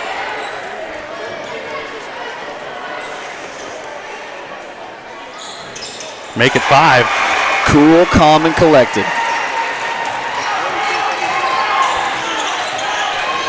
Trojans by 10. Jacayla Davis is shot in and out. Rebound, Jiraiya Adolph.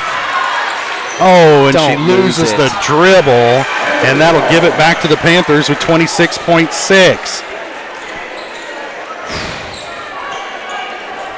The defensive game plan has been good, though, here in these past couple of minutes. Stay home on Jacayla. Harris with it, gets it over to Emhoff, into the corner to Osborne. No shot there for her. Back to Emhoff, being hassled by O'Rand. Now back to Osborne, open straight away. In and out, rebound Boatman. And Erica has it for the Trojans. She's fouled by Osborne, and that'll be 5 on Kyla Osborne.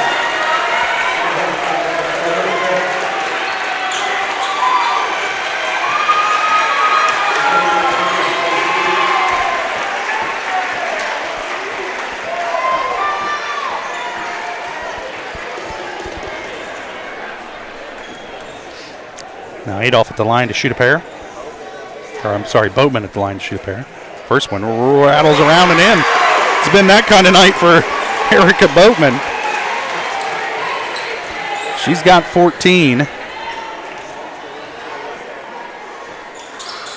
And she hits them both, make that 15. The Trojan lead back to 12.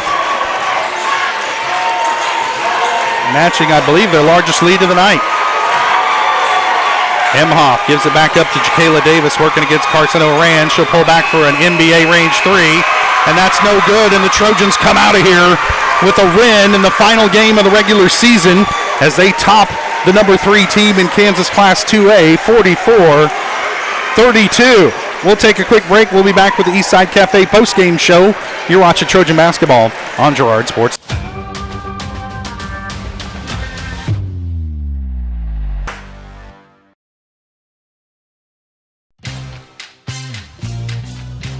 Tries to make something out of nothing. The Trojans all over him. It's going to be a big loss on the play. A Trojan sack means $1 short stacks at Eastside Cafe.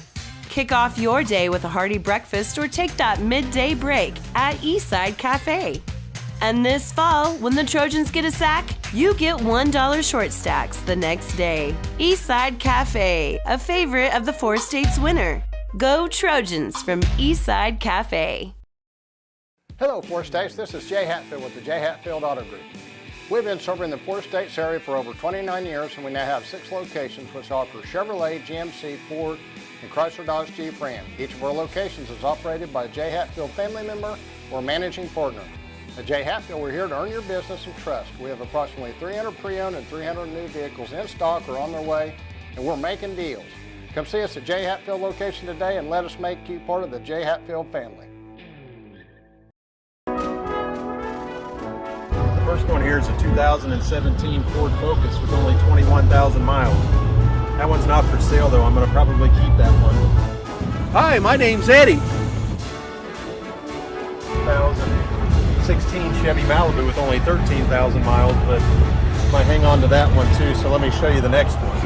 Ford F-150, but that one's going to stay with me too. So let's go down to the next one here. Hi, I'm Eddie. 2017 F-150, so we have 3 of them. I could probably let that one go.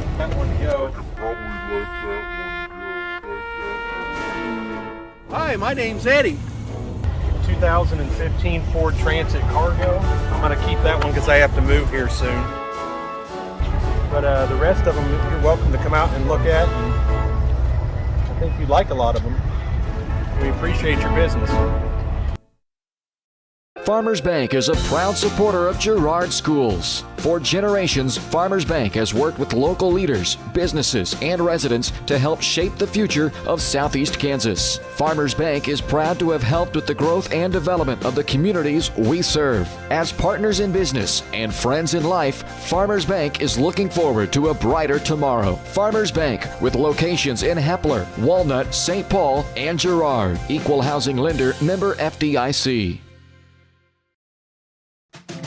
Producers Cooperative Association is the area leader in providing quality agricultural products, services, and markets. PCA has what you need to maximize your operation with a full-service agronomy department, grain origination, handling and storage, bulk fuels and lubricants, propane, a jam-packed farm store, and livestock feeds in bulk or bagged. PCA is proud to call Girard home and to support Trojan athletics. Stop by or see more online at pcacoop.com.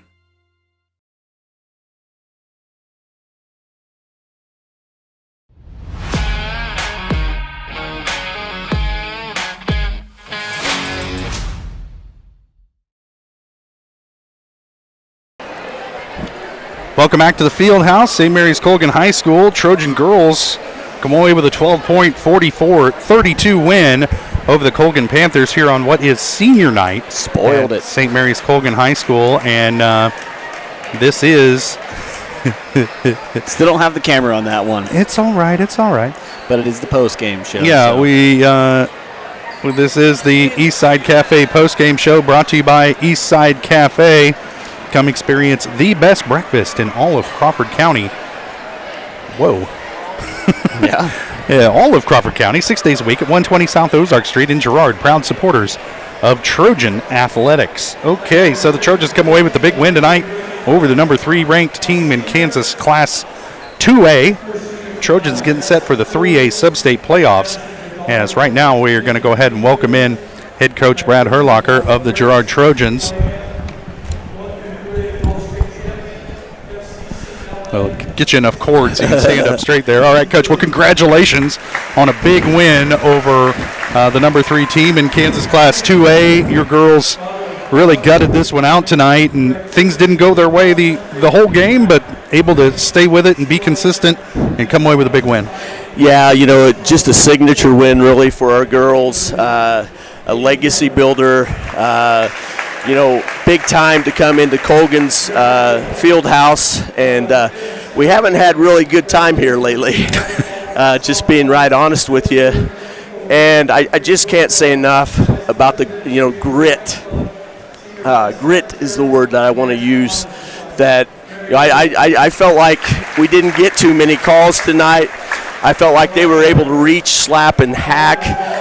And overall, our kids played through those reach, slaps, and hacks, whereas we let it bother us the last time. Yep. We kind of gained an advantage from it, to be honest with you, because when their hands started moving, their legs stopped, and so we blowed past them a lot.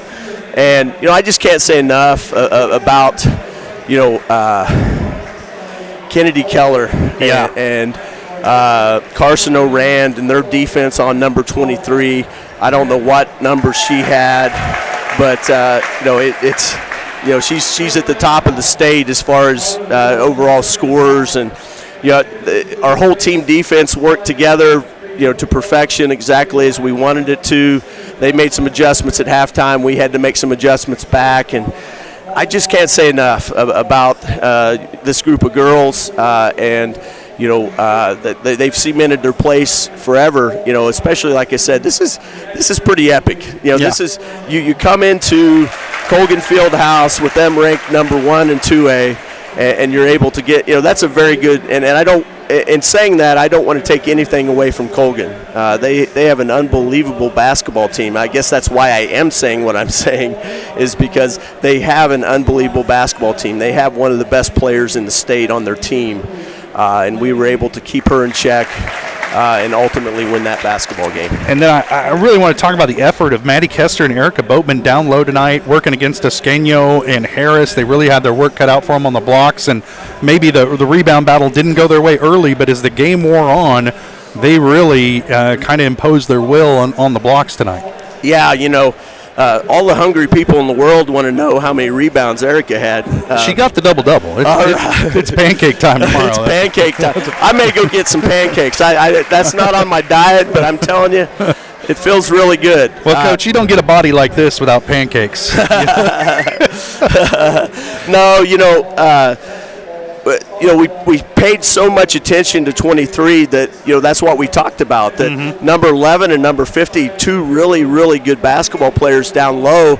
It's sometimes unguarded or half a person on them so that we could guard 23. Yep. And they recovered constantly, just barely got their hand on the ball to deflect it. And like I said, like you said, there towards the end, where in that first half, and I told them at halftime, this is probably the first game of the year. We're ahead, but we're probably not ahead in the offensive rebound category. So, I thought they did respond to that and collect that, and just can't say enough about it.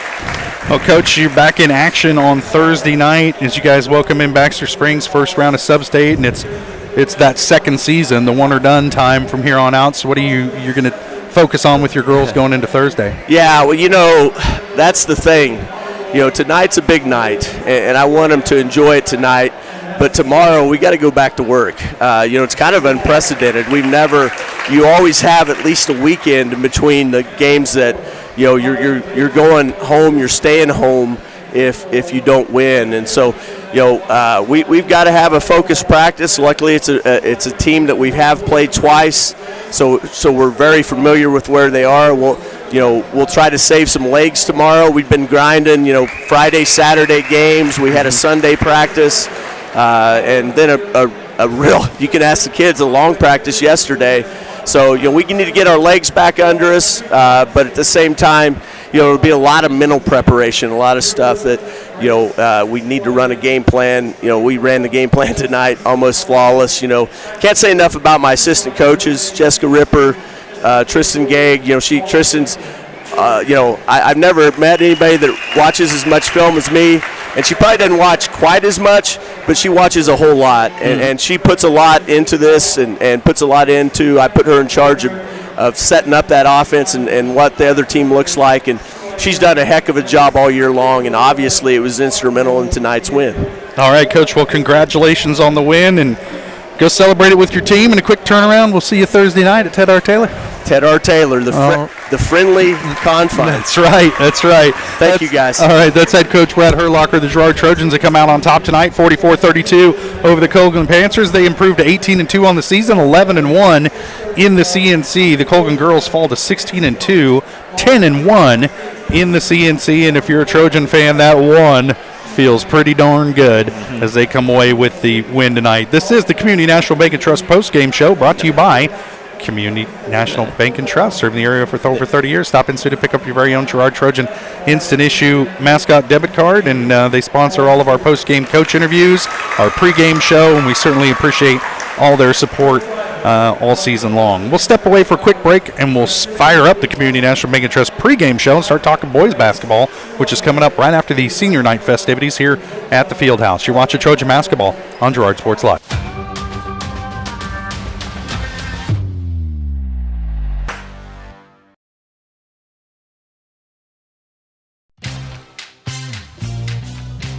Tries to make something out of nothing. The Trojans all over him. It's going to be a big loss on the play. A Trojan sack means $1 short stacks at Eastside Cafe.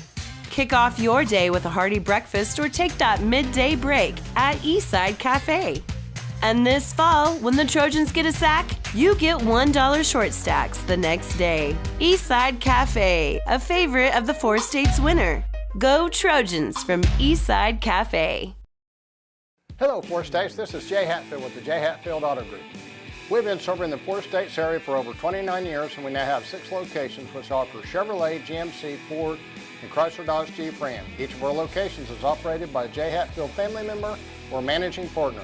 At Jay Hatfield, we're here to earn your business and trust. We have approximately 300 pre-owned and 300 new vehicles in stock or on their way, and we're making deals. Come see us at Jay Hatfield location today and let us make you part of the Jay Hatfield family. First one here is a 2017 Ford Focus with only 21,000 miles. That one's not for sale though. I'm going to probably keep that one. Hi, my name's Eddie. 2016 Chevy Malibu with only 13,000 miles, but I might hang on to that one too. So let me show you the next one. Ford F-150, but that one's going to stay with me too. So let's go down to the next one here. Hi, I'm Eddie. 2017 F-150, so we have 3 of them. I could probably let that one go.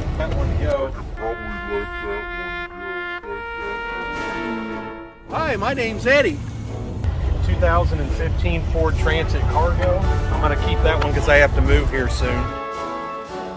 But the rest of them, you're welcome to come out and look at. And I think you'd like a lot of them. We appreciate your business.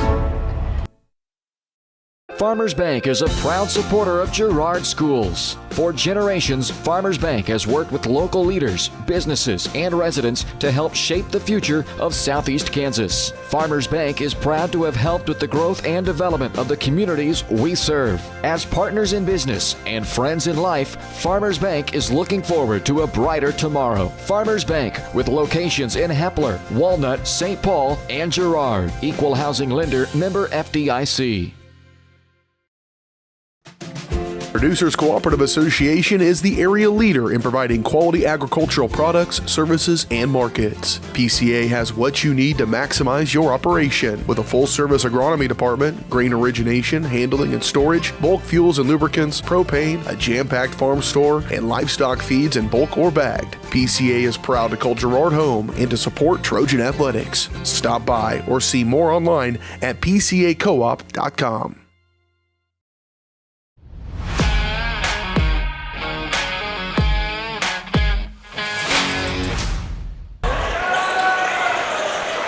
Welcome back to the Fieldhouse. St. Mary's Colgan High School getting set for the boys matchup tonight between the Girard Trojans and the Colgan Panthers. And the first time around when these two teams met earlier this year, the Trojans got off to a slow start. And it's kind of a theme this year for these boys. They got off to a probably their worst start of the entire season. And when you're playing your conference rival or your league rival, whatever you want to call it, you can't get off to that kind of start like they did last time. They just scored 2 points in the entire first quarter last time around on homecoming against the Colgan Panthers, and that really just kind of set the tone for the game as they were never able to recover from that first quarter deficit, and they dropped that one back on homecoming night.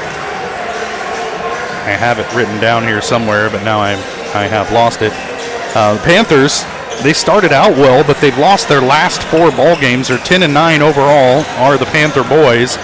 It all started back on the 11th of this month with a 78-52 loss at Riverton. Now, granted, all these games are road games. I was going to say, something to note is those were all away from the confines of the field house. That's right. And then on the 14th, a 49-40 loss at Galena. Now, a lot of people have lost to Galena this year. And then on the 17th, a 65-58 loss at Independence, which I believe is a 4A school. And then on the 21st, a 56-43 loss at Frontenac. And that's one of those games where you throw the records out the window, but Frontenac had the better record, and they won. Trojan boys 5-13 overall, just 3-7 in the CNC. They're coming off a couple losses as well. Saturday, a 54-40 loss at home versus Frontenac in a makeup game from a snow night. And then last Friday, a 49-48 loss against Baxter Springs on senior night, and that one was a heartbreaking 1-point loss. The Trojans just couldn't get anything going late and were unable to put the Baxter Springs Lions away. And again, this is one of those games where you throw the records out the window. They're 2 rivalry teams, but you got to think, Darryl, Trojans got to get a better start than a 2-point first quarter. Yeah, and it's the last game of the season, last game before Sub-State. I say you go out here and try something new. I mean, what's it going to hurt for your team to go try something new? I want to see people who haven't shot many threes go shoot a 3. And I had the chance to talk to Scott Moore after the game, actually, and he had mentioned, I had mentioned to him that I was going to go crazy if he had made that 3 he launched up, but that's the kind of play I want. I mean, we're stuck in that same rhythm all season long where we can't create a lot of offense. Try something new, because what's it going to hurt? Another loss on the record? It's already Sub-State. The bracket's already set. You might as well go out with a bang here and get a win and spoil senior night. And granted, the Panthers not in the Trojan Sub-State because they're in Class 2A, Girard in Class 3A. And Trojans in action Friday night at Humboldt. Humboldt 15-3. So tonight's game could be a really good warm-up for that one if the Trojans could come out focused and execute, especially here early on in this one. And those are our keys to the game, brought to you by Evans Motors. Get the keys to your next ride at Evans Motors. Nate and Eddie have decades of experience getting folks into the right car, truck, van, or SUV that's right for them and their family. Stop by and see them at the intersection of Highways 69 and 400 just south of Pittsburgh, or see their full selection online at evansmotors.net. We'll step away for a quick break. When we come back, we'll get you the starting lineups for tonight's game here in Pittsburgh. Trojans and the Panthers coming up on Girard Sports Live.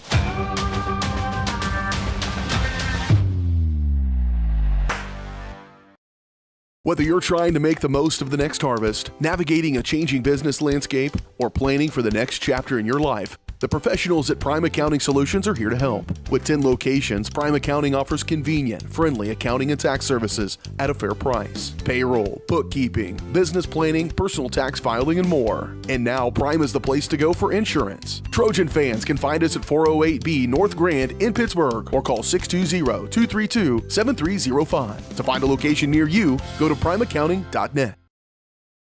Chicken Annie's of Girard is something to crow about. Their family-style restaurant continues a Southeast Kansas tradition with their specialty, fried chicken, plus famous homemade onion rings, chicken and noodles, and so much more. And of course, their delicious homemade pies. Dine in or carry out available. Chicken Annie's of Girard has the best value, flavor, and service in the area. Stop in soon or call for catering. 620-724-4090.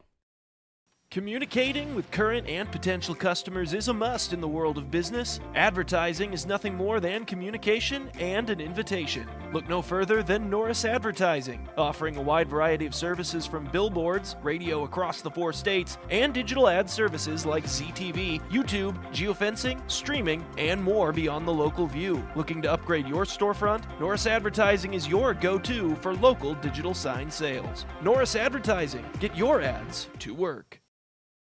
From the football field to the bean field, the right equipment can make all the difference. Gear up for harvest, expand your fleet, or grow your business with Tyler Jackman at Big Iron Auctions. Tyler can improve your operation conveniently, efficiently, and effectively. And if you're selling one piece or the whole operation, Big Iron can connect you with over 750,000 registered bidders. Buying or selling, go big. Big Iron Auctions. Call Tyler Jackman at 620-404-8115. BigIronAuctions.com.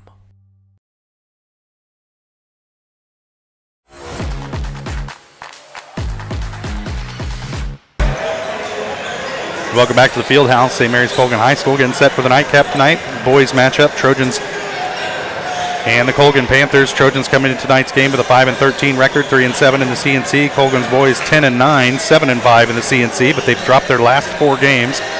We talked about that earlier. The last meeting between these two teams back on the 31st of January, a forgettable night for the Trojans as they dropped that one 43-25 on homecoming night in Girard. Only one Girard player scored in double figures that night. That was Scott Moore, and he only had 11. The Trojans only made 2 3-point buckets all night.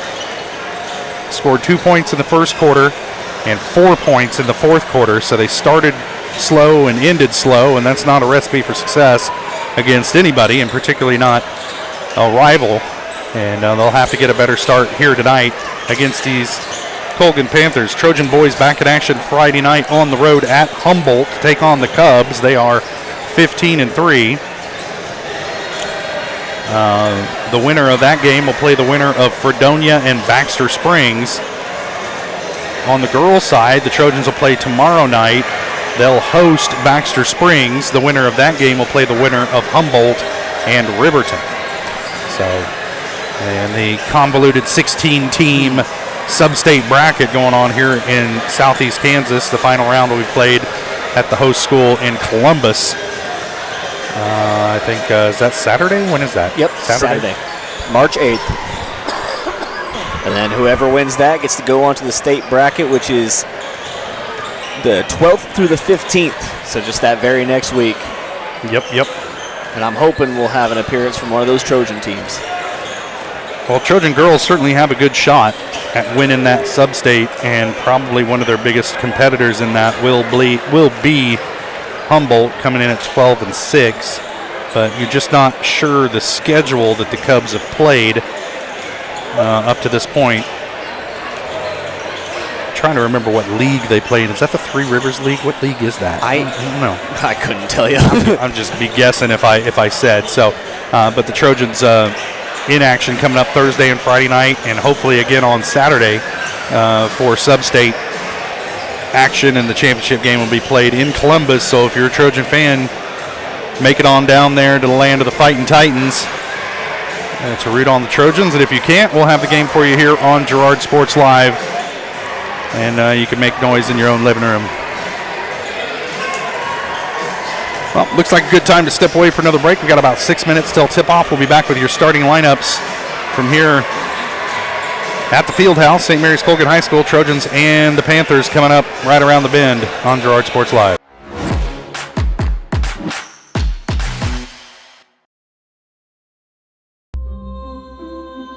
Are you tired of waiting for your internet to load at a snail's pace?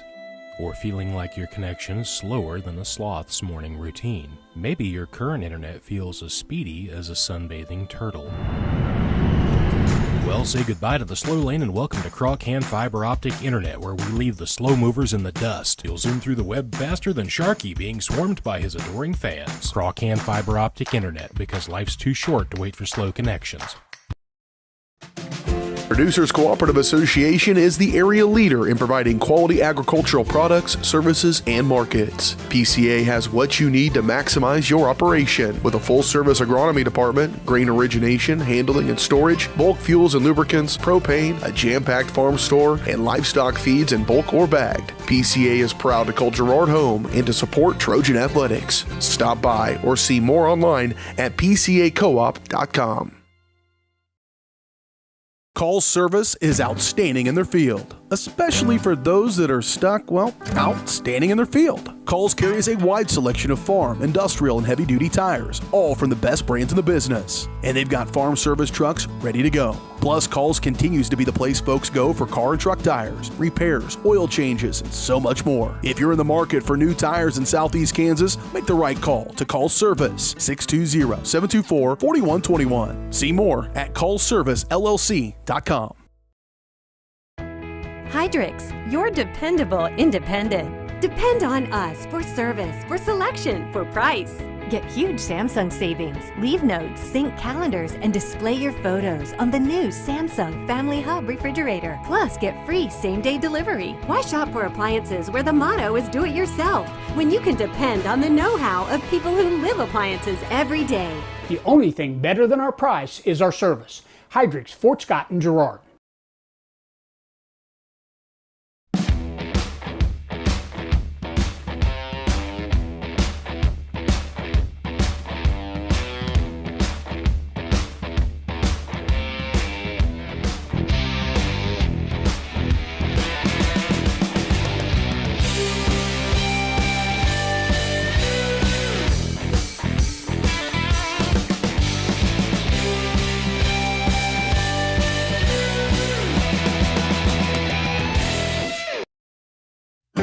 A partner in your fields and in your success. That's what you get with Murphy Seed. Channel seedsman Matt Murphy knows your fields and can recommend the elite seed products designed to perform in your area, maximizing the profitability of every acre. With Murphy Seed, you'll get year-round, hands-on, customized service. To learn more, call Murphy Seed at 620-249-6419. Your partner at every stage. Matt Murphy and Murphy Seed.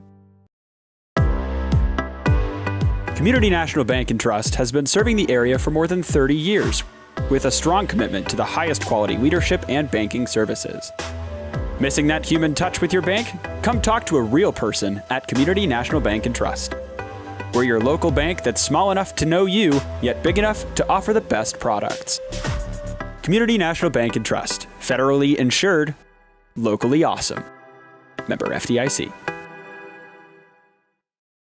You've enjoyed life. Over the years, your community has become your passion, something you hope future generations get to experience, just as you have. That's why the Girard Area Community Foundation has worked hard to help fulfill charitable goals and inspire generosity, meeting the needs of the communities they serve. Creating a legacy fund with GACF ensures what you leave behind is an effective and lasting improvement in the community you love so dearly. Make plans to visit GirardAreaFoundation.com, preserving traditions for those who follow. I was raised in a small town, and there was a lot of people who took time to invest in me. And so when we decided to open up our offices, we want to make sure that we're pouring back into the community that's giving to us. We care. We want to be involved. We want to have a passion for what you have a passion for. We want to be able to give back. And that's the foundation. That's why we're more than just insurance.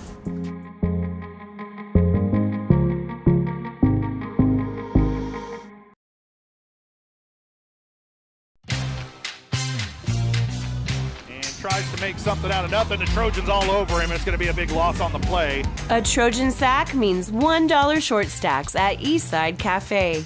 Kick off your day with a hearty breakfast or take that midday break at Eastside Cafe. And this fall, when the Trojans get a sack, you get $1 short stacks the next day. Eastside Cafe, a favorite of the 4 states winner. Go Trojans from Eastside Cafe. Farmers Bank is a proud supporter of Girard schools. For generations, Farmers Bank has worked with local leaders, businesses, and residents to help shape the future of Southeast Kansas. Farmers Bank is proud to have helped with the growth and development of the communities we serve. As partners in business and friends in life, Farmers Bank is looking forward to a brighter tomorrow. Farmers Bank, with locations in Hepler, Walnut, St. Paul, and Girard. Equal housing lender, member FDIC.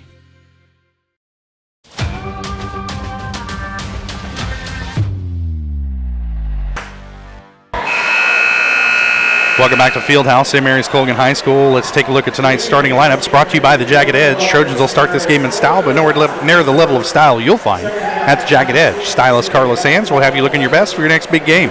Make an appointment soon by calling 620-724-7500. First for the Panthers, they'll start number 2, 6'1" junior Brady Crossland, number 3, 6'1" junior Karsten Simmons, number 10, 5'11" junior Joe Lomchek, number 11, 6-foot sophomore Brady Batega, and number 23, 6'1" junior Brock Riddell. For the Trojans, they'll start number 1, 5'8" senior Ranson Bourne, number 3, 6'1" senior Siler Sammons, number 10, number 12,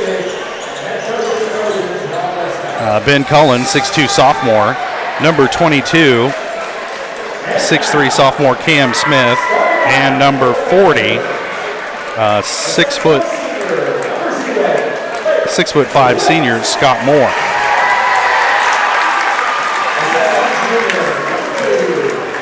And a lot of people out on the floor right now. I was kind of curious as to what's going on here. Everybody gets a 5. They're going through the line, I see. Make a tunnel. Through the tunnel. Also, it looks like Wilkes is going to be playing. Yep. So Wilkes will be playing in. Yeah, Blake Wilkes, 6'4" senior, will get the start tonight, number 0. And he is the only senior on the roster for Colgan tonight, so. It looks like he's starting in place of Joe Lomchek. Yep, it's your night, Blake. It's your time. Show out. I remember in the last game that we played, Brady Bettiga had a pretty good showing against us in that one. He was a pretty effective guard that really controlled the pace of the game. That's what hurt the Trojans. Besides, beyond the point of the Trojans not scoring any points. Yeah. It's hard to win when you don't score. All right, Scott Moore set to tip it off against Wilkes. Your opening tip brought to you by Farmers Bank. Proud to have helped with the growth and development of the communities we serve. Farmers Bank, looking forward to a brighter tomorrow. Farmers Bank with locations in Walnut, St. Paul, Hepler, and Girard. That one tipped out of bounds. It'll be Colgan ball off the deflection. Crossland set to throw it in. He'll get it into Wilkes. Now this is Simmons with it.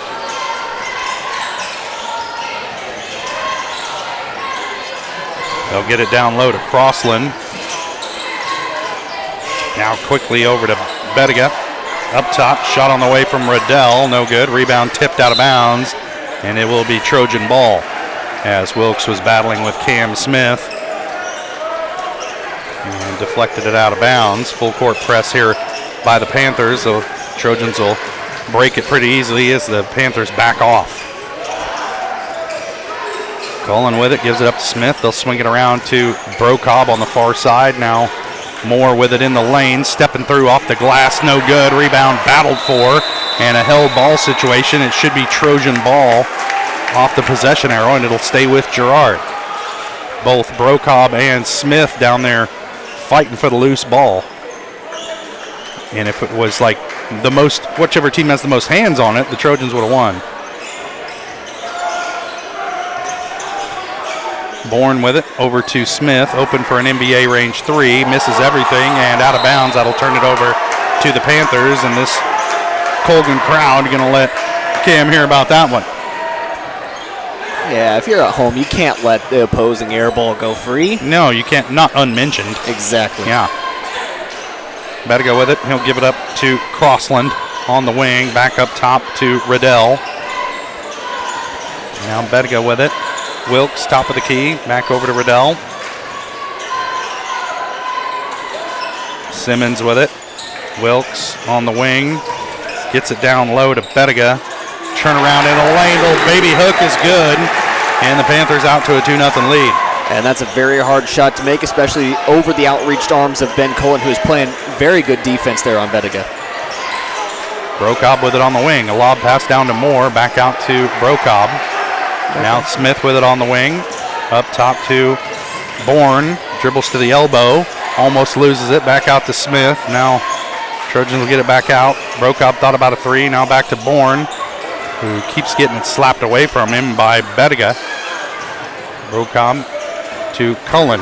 Down the lane goes Ben. Now back out to Brocob. Open for three. Short. And the rebound tracked down by Crossland. And if you're Brocob, you got to follow your shot. Quickly back the other way. This is Crossland with it. Or I'm sorry, Simmons with it. Now Crossland. And Wilkes with it on the wing. He'll give it up to Crossland. And he throws it away into the Trojan bench. An unforced turnover on the Panthers. We'll give it right back to the Trojans, trailing 2-0.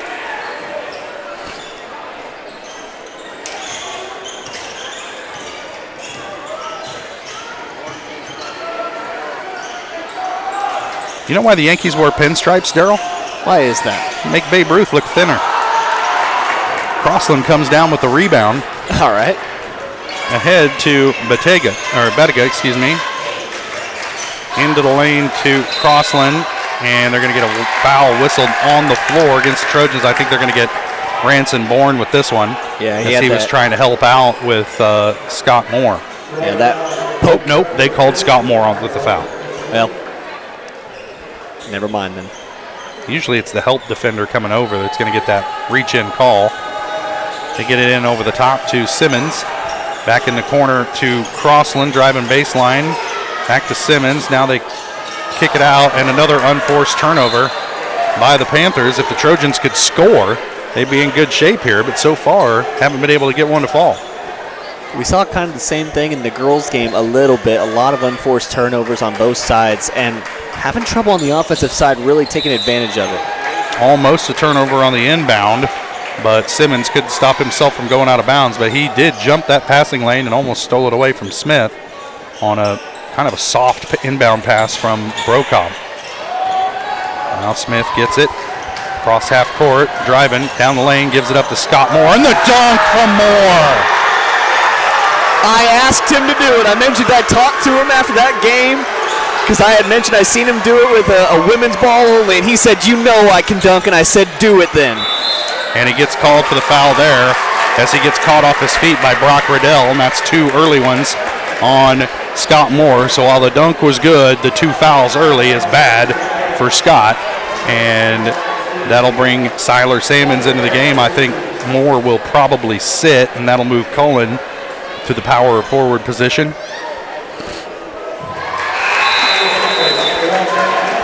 As Riddell hits the first.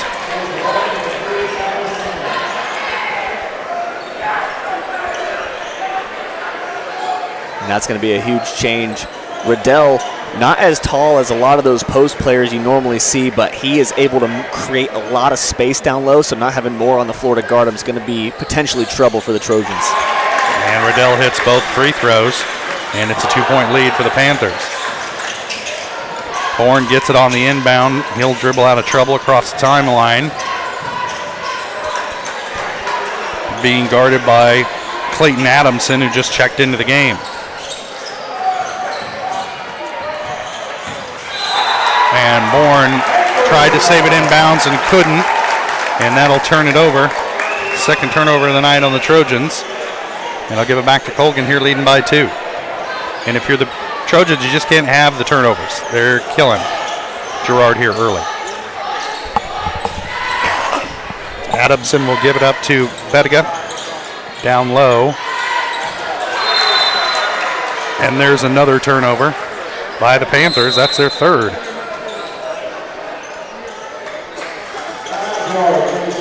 Trojans call a 30-second timeout. Coach Westcott wants to talk it over with the squad. We'll stay right here. Neither team looking very sharp here tonight to start this one. Nope, but I want to mention that if Erica had not gotten that double-double tonight, that dunk would have counted for. First dunk we've seen all season.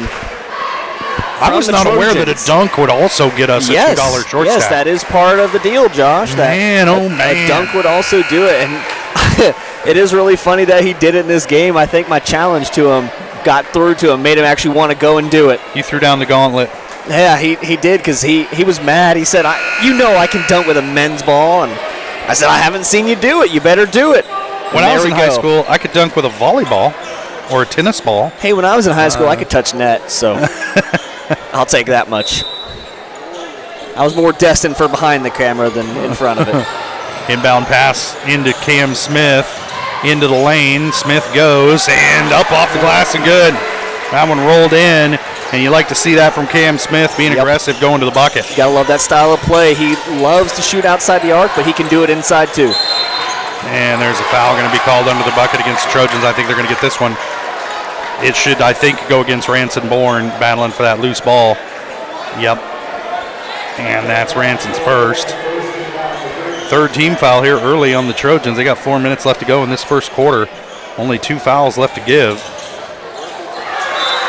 As that went in quickly to Bettiga, but he has it stripped away at the last moment, but it will stay with Colgan. And if you're the Trojans, you're going to probably keep a better eye on that cutter to the bucket. Adamson with it on the inbound. He'll give it up to Bettiga. Over to Gabe Brown, who just checked into the game.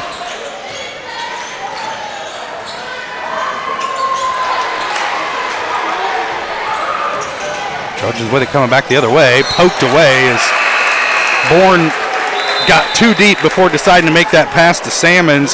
Seiler basically had to stop to keep from running out of bounds. And waited too long to make that pass.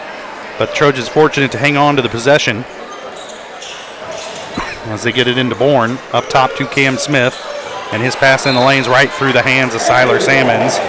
And the Trojans turn it over for the third time. Well, that was a golden opportunity for Girard to take the lead. And instead they turn it over, give it back to the Panthers as Adamson handles it up the floor. Gives it up to Bettiga. Up top to Schremer. Schremer with it now.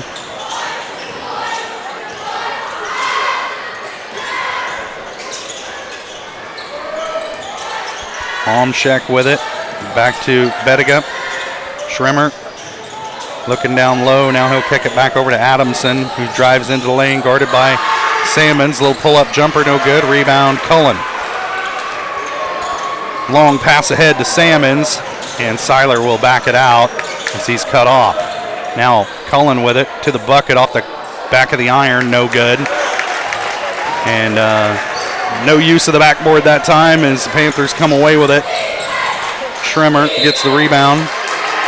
And there's a foul down low. I think they're going to get Cam Smith with this one, and the Trojans getting into a little bit of foul trouble here early.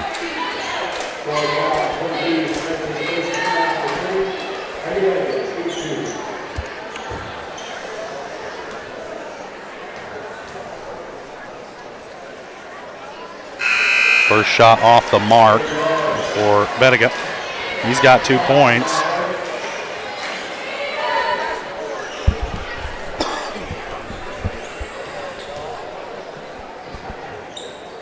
Second shot is good.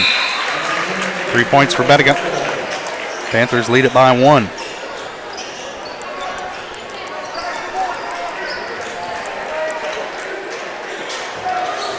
Trojans in danger of putting another single-digit quarter together here offensively. Ransom Bourne fouled on the shot attempt, which is fortunate for the Trojans because that one was not going to go down. They'll whistle this one on Gabe Brown. That's his first, and it'll send Ransom Bourne to the line. First team foul on the Panthers tonight. First trip to the free throw line for a Trojan.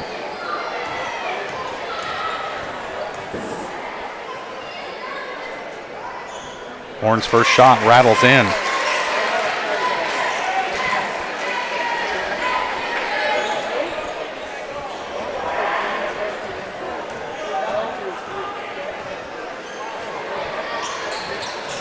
Oh, second shot hits front iron, no good. Rebound comes down to Schrimmer, and now the Panthers beat the Trojans down the floor. And easy layup in the middle for Gabe Brown. And that's not going to make Coach Westcott very happy. Here comes Cam Smith across half court into a crowd of Panthers and has it ripped away. Wanted a foul call, didn't get it. And not in this building. Rebound comes down to Adamson, and his putback is good. Trojans not taking very good care of the basketball tonight. Coach Westcott letting the official hear about it, but don't know that that's going to do much good. 30-second timeout. Trojans will stay right here. 1:51 to play first quarter. Girard trailing by 4. And just like that, they went from having a 3-point lead to trailing by 4. And it's turnovers. Yeah, it's turnovers. It's silly passes coming down the floor, and honestly, kind of some awkward shots so far. I do like that they're taking it to the bucket. I mean, that is what they need to be doing. It's what they've needed to be doing all season long instead of settling for those outside shots, especially when we're not shooting a very high percentage with them. So I like them taking it to the bucket. Use the backboard. But and you don't have, it doesn't have to be your first drive to the bucket. That's the shot for the possession. It's all just going a little too quick for the Trojans. Their pace is being pushed out by this Panther team, and the Panther team is playing great defense so far, so you can't really put all the blame on the Trojans. You just got to get over it. Yep. The other guys are trying to win too. Levi Blair with it, just checked in, gets it ahead to Harrison Burke. He has it slapped away from behind by Simmons, but it will stay with the Trojans. That is a rejection and a half. Well, and Burke was just kind of in no man's land out there trying to do too much on his own. All the other crimson jerseys were on the other end of the floor. And he had about 3 white jerseys running with him. Like I mentioned, you don't have to have your first drive. Even if you beat the press on that, your first drive does not have to be the shot for the possession. Bourne pulls up for a quick 3 and drills it. 4 points for Ranson Bourne. Trojans cut the lead back down to 1. Simmons with it. Over to Lomchek. Now it ends up back in the hands of Simmons. He kicks it down low to Will Schrimmer in the lane. He drives and drills into Levi Blair. I think they're going to whistle a reach-in foul on... Oh, no, they got Levi Blair. I'm going to say that Levi had the bulk of the contact there, even if he got the short end of it. And that will send Schrimmer to the line to shoot 2, excuse me. First one rattles off. Thought it was going down. Cullen and Salmons will sit. Smith and Brokaw back into game for Girard. So Smith, Brokaw, Blair, Bourne, and Burke are the 5 on the floor right now for Girard as Schrimmer hits the second. 2-point lead for the Panthers. Brokaw with it. He'll handle it across half court. Gives it up to Bourne, top of the key. Ranson, step back 3. Heat check, no good. Rebounded by Bettiga, and he'll bring it back the other way for the Panthers. Bettiga gets it back. He's going to drive into the lane on Cam Smith. Nowhere to go. Picks up his dribble. Kicks it back to Schrimmer at the free throw line, working against Blair. He'll get it down low to Brown. Now back to, he gives it up and gets it back, and they kind of lost him. He cut right across the lane, ended up with an open layup, 4 points early for Brown. And another turnover by the Trojans. Bourne wanted a foul, doesn't get the call. That's a travel. Not in this building, I guess. Yeah, it wasn't a travel. It was just a second step coming through. But that was a travel, man. They don't ever call that.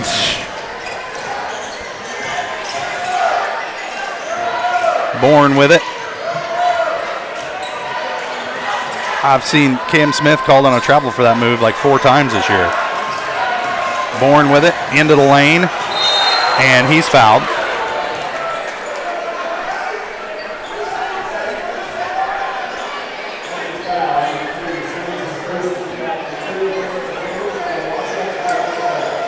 Seiler Salmon's getting set to check back into the game for the Trojans. Riddell and Lomchek check back into the game for Colgan. And Colton Simmons into the game for the first time tonight.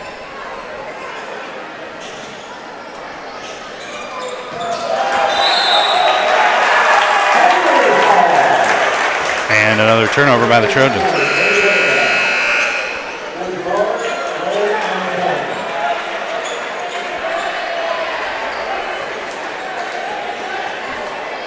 Looked good at times in this first quarter for Girard, but they're going to end this thing on like a 6-point deficit and another single-digit scoring quarter for Girard this year. There's a foul, and they're going to whistle it against Harrison Burke. Didn't quite have his feet set there. He was hoping to get a charge, but got to get there a little bit sooner. And that will send Bettiga to the line to shoot a pair with 1.2 left to play first quarter.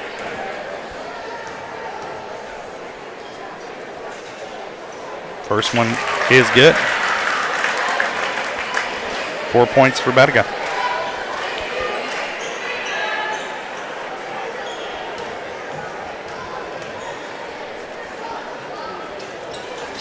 Second one ricochets off. Burke comes away with it, and that will end the first quarter. And another slow scoring quarter for the Trojans to start things out. They trail it by 7 after 1. We'll take a quick break, and we'll be back here watching Trojan basketball on Girard Sports Live.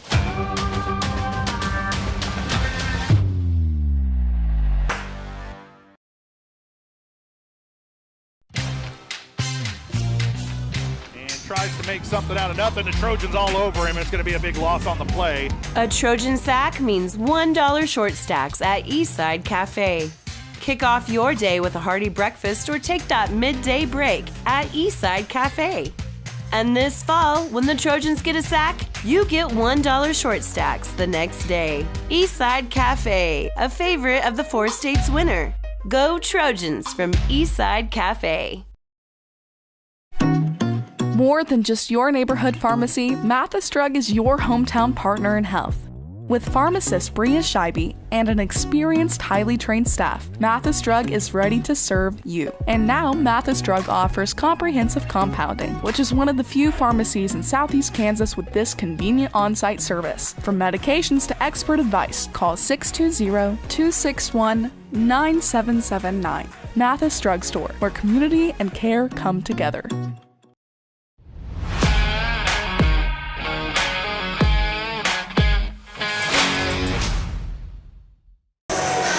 Welcome back to the field house, St. Mary's Colgan High School here in Pittsburgh. Trojans trailing it after 1, 15-8. And turnovers have really been the story of the game for the Trojans. They haven't looked bad when they've been able to avoid the turnovers, but just too many of them in this first half. And the Panthers have been able to take advantage. They get it down to Riddell on the blocks against Scott Moore. And Scott playing with the 2 fouls, trying to avoid picking up his third quickly. Concedes the shot to Riddell, who has 4 points. And now the Trojans trailing it by 9. Ransom Bourne with it. Over to Ben Cullen. Top of the key to Cam Smith. Down low to Scott Moore. A little turnaround in the lane is good. 4 points for Moore. Trojans cut it back down to 7. Considerable height advantage down low. They need to keep going back to that all game long. Crossland with it. They get it down low once again to Riddell, working against Moore. And Scott gets the block and the takeaway. And quickly back the other way comes Cam Smith. He's cut off, gives it up to Ransom Bourne. Dribbles forward, both 15-footer, may have been deflected. And they're going to say no, he just missed everything, and the Trojans turn it back over. That's another situation of Trojans rushing a shot. Yeah, but I'm pretty sure that was deflected.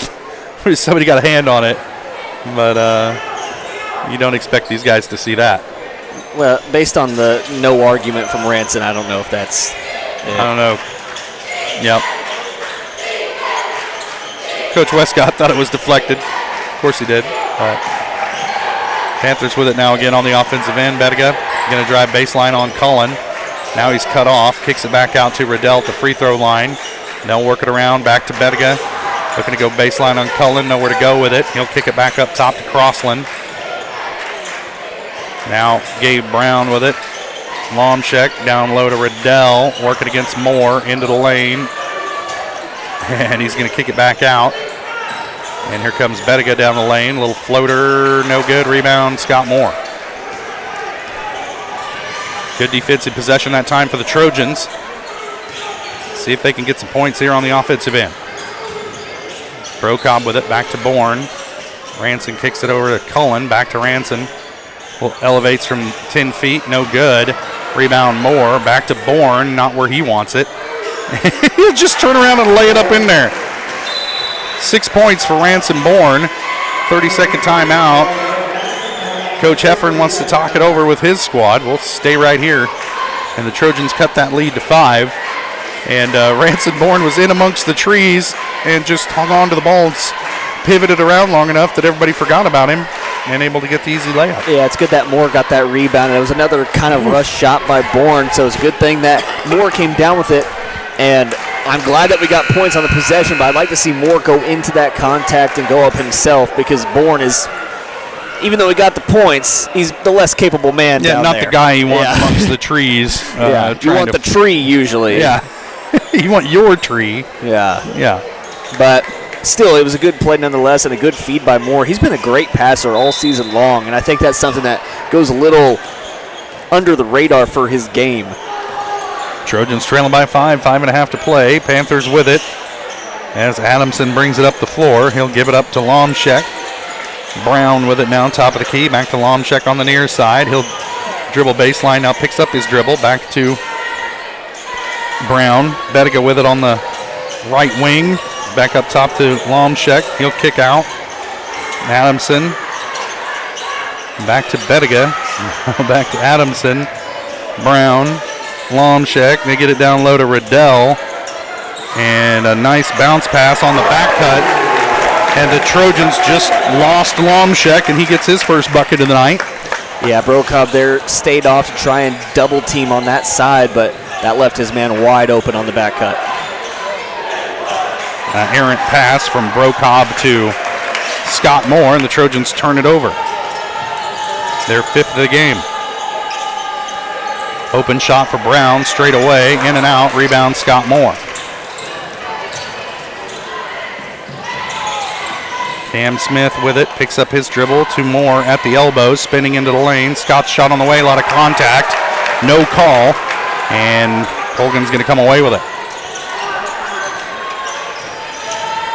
Spinning into the lane, and there's a charge going to be called against Bettiga. Nice job, Scott Moore, position himself and get his feet set. That's a very, very risky play for Scott Moore, playing with foul trouble, but it ends up in his favor there, and I'm sure Westcott's going to tell him that right there. Hey, let's maybe try and stay out of the way of the charge block. Don't put it up in the ref's hands. No, not these guys.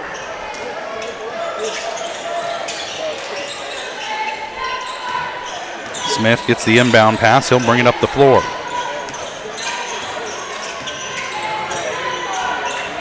He'll give it back to Bourne, top of the key. He'll call the play. Now Cullen with it on the wing.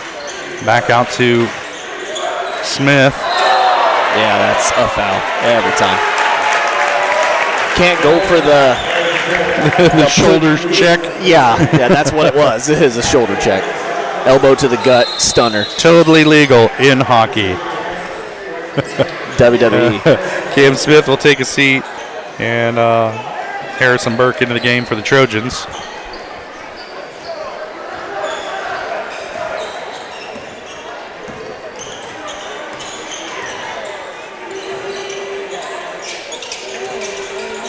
Burke with it, or I'm sorry, Wilkes with it.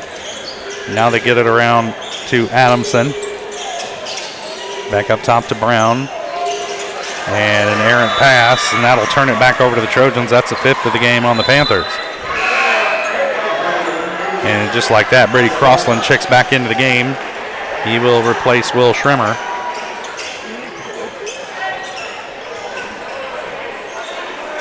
Burke to inbound, gets it into Scott Moore.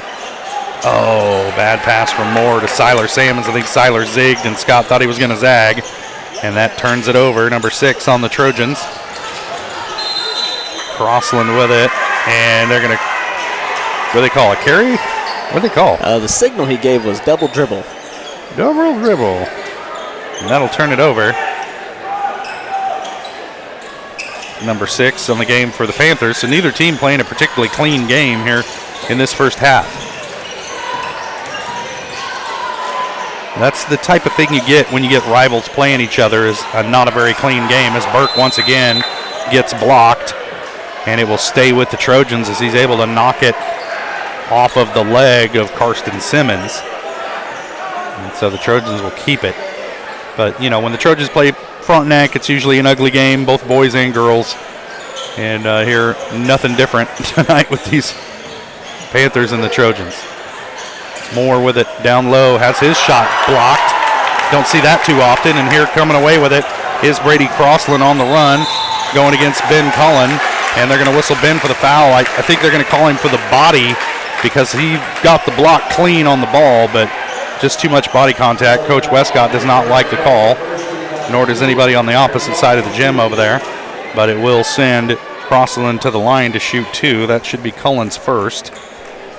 And the second team foul on the Trojans in the second quarter.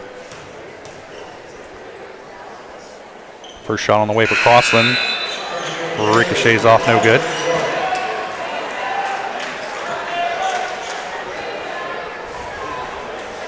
Simmons will take a seat, and Adamson back in the game for Colgan.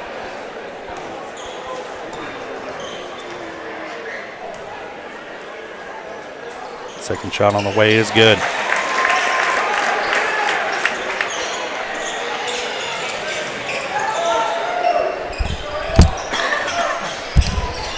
Harrison Burke with it. He'll bring it across half court.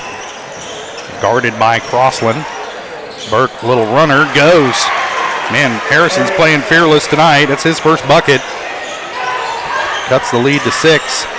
I said you got to try something different. You might as well shoot it, because what's the worst that can happen? Another loss on the record. Yep, what's different? The Harrison Burke show. That's what's different. Sammons almost comes away with a steal. Panthers able to hang on to it. It ends up in the hands of Crossland. Backing in on Cullen. Now he'll kick it back out to Clayton Adamson. Now down low to Will Schrimmer on the baseline, and he's whistled for a travel. 7th turnover of the night on the Panthers. That gives it back to the Trojans, trailing by 6, 2:08 to play first half. Scott Moore will take a seat. Levi Blair checks into the game for Girard. You just want to keep Moore from picking up a cheap one here in the final couple minutes of this half. Burke with it ahead to Sammons, who almost throws it away. There's a scramble for it. Burke comes away with it for Girard. They get it ahead to Cullen, over to Blair. Ooh, man, they're playing loose with it right now. Oh, in and out. Ranson Bourne couldn't get it to fall. It's poked away. Trojans keep it, and Bourne is fouled by Clayton Adamson. That'll be his first. And just the first team foul on Colgan here in this second quarter.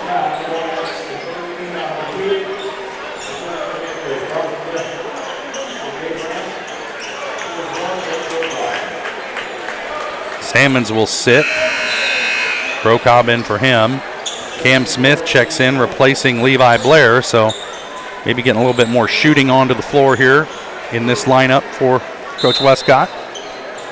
They'll get the pass inbounds to Burke in the backcourt. Now Cullen with it, top of the key. His pass off the mark, intended for Smith. It'll be out of bounds. Last touched by Bettiga, who I thought was going to come away with it, but just couldn't quite handle it. Loses it out of bounds, and they'll stay with the Trojans. But, man, the passing just hasn't been super sharp here in this first half for Girard. Smith with it, working off a Cullen screen, gets it down low to Burke. Turnaround, no good in the lane. The rebound comes down to Bettiga. Ahead to Riddell. Now kicks it back out. Shot on the way off the back iron. Rebound, Burke. And ahead to Smith. Cam. Shot on the way is good.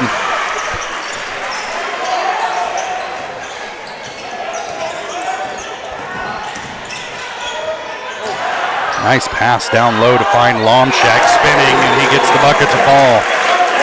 4 points for Lomshek. The lead is back up to 6. Under 45 seconds to play. Now under 40 seconds to play. Bourne gives it up to Brocobb. Now Burke with it on the baseline up top to Cullen. Driving down the lane. Ben trips up a little bit. Burke comes away with it. He's fouled on the putback. And Harrison will head to the line. I think they're going to whistle this one on Gabe Brown. And they do. That's 2 on Brown. Third team foul on the Panthers. Not that matters with 28.5 to play in the quarter. Burke at the line for the first time tonight. First one rattles out. Free throws, free throws, free throws. Trojans 1 for 3 from the stripe as a team tonight. They've only shot 3 free throws this entire first half. This will be number 4 right here. And it's good.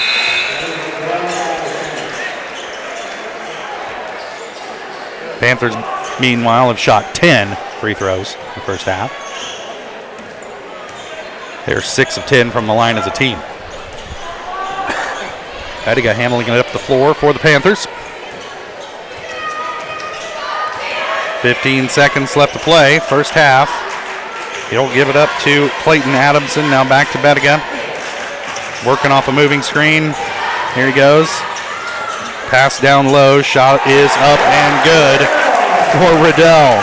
He's got 6 points, and that'll do it for the first half. Trojans trail it by 7, 24-17 to the Colgan Panthers. We'll take a quick break. We'll be back for the GN Bank halftime show. You're watching Trojan basketball on Girard Sports Live.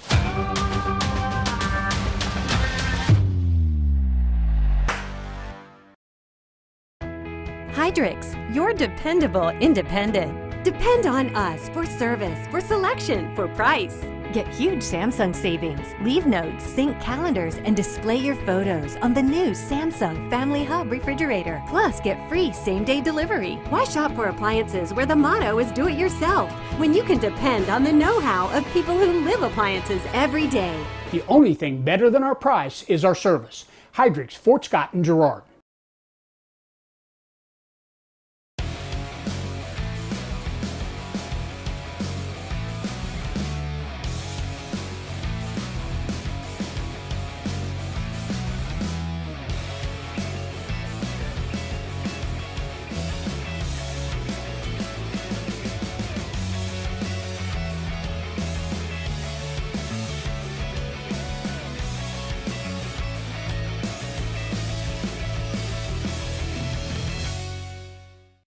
Call's service is outstanding in their field, especially for those that are stuck, well, outstanding in their field. Call's carries a wide selection of farm, industrial, and heavy-duty tires, all from the best brands in the business. And they've got farm service trucks ready to go. Plus, Call's continues to be the place folks go for car and truck tires, repairs, oil changes, and so much more. If you're in the market for new tires in Southeast Kansas, make the right call to Call's Service, 620-724-4121. See more at callservicellc.com.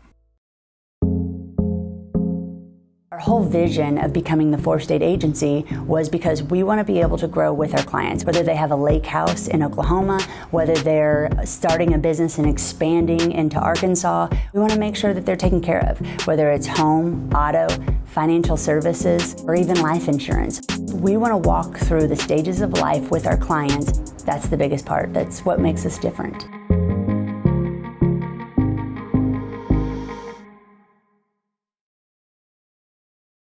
When it comes to your health care, you have a choice. Choose to stay local. Choose Girard Medical Center. For over 100 years, Girard Medical Center has been a part of the community, and they work every day to meet the healthcare needs of those they serve.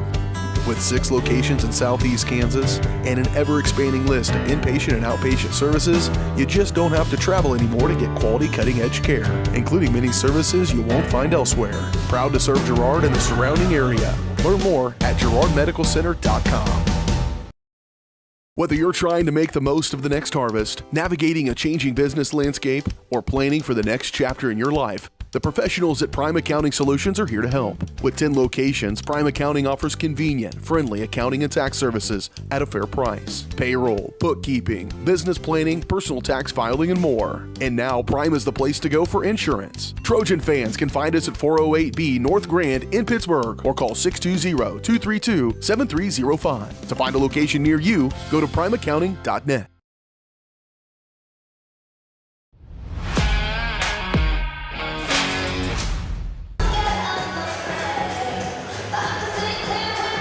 Welcome back to the field house, St. Mary's Colgan High School. At the half, the Trojans trail it 24-17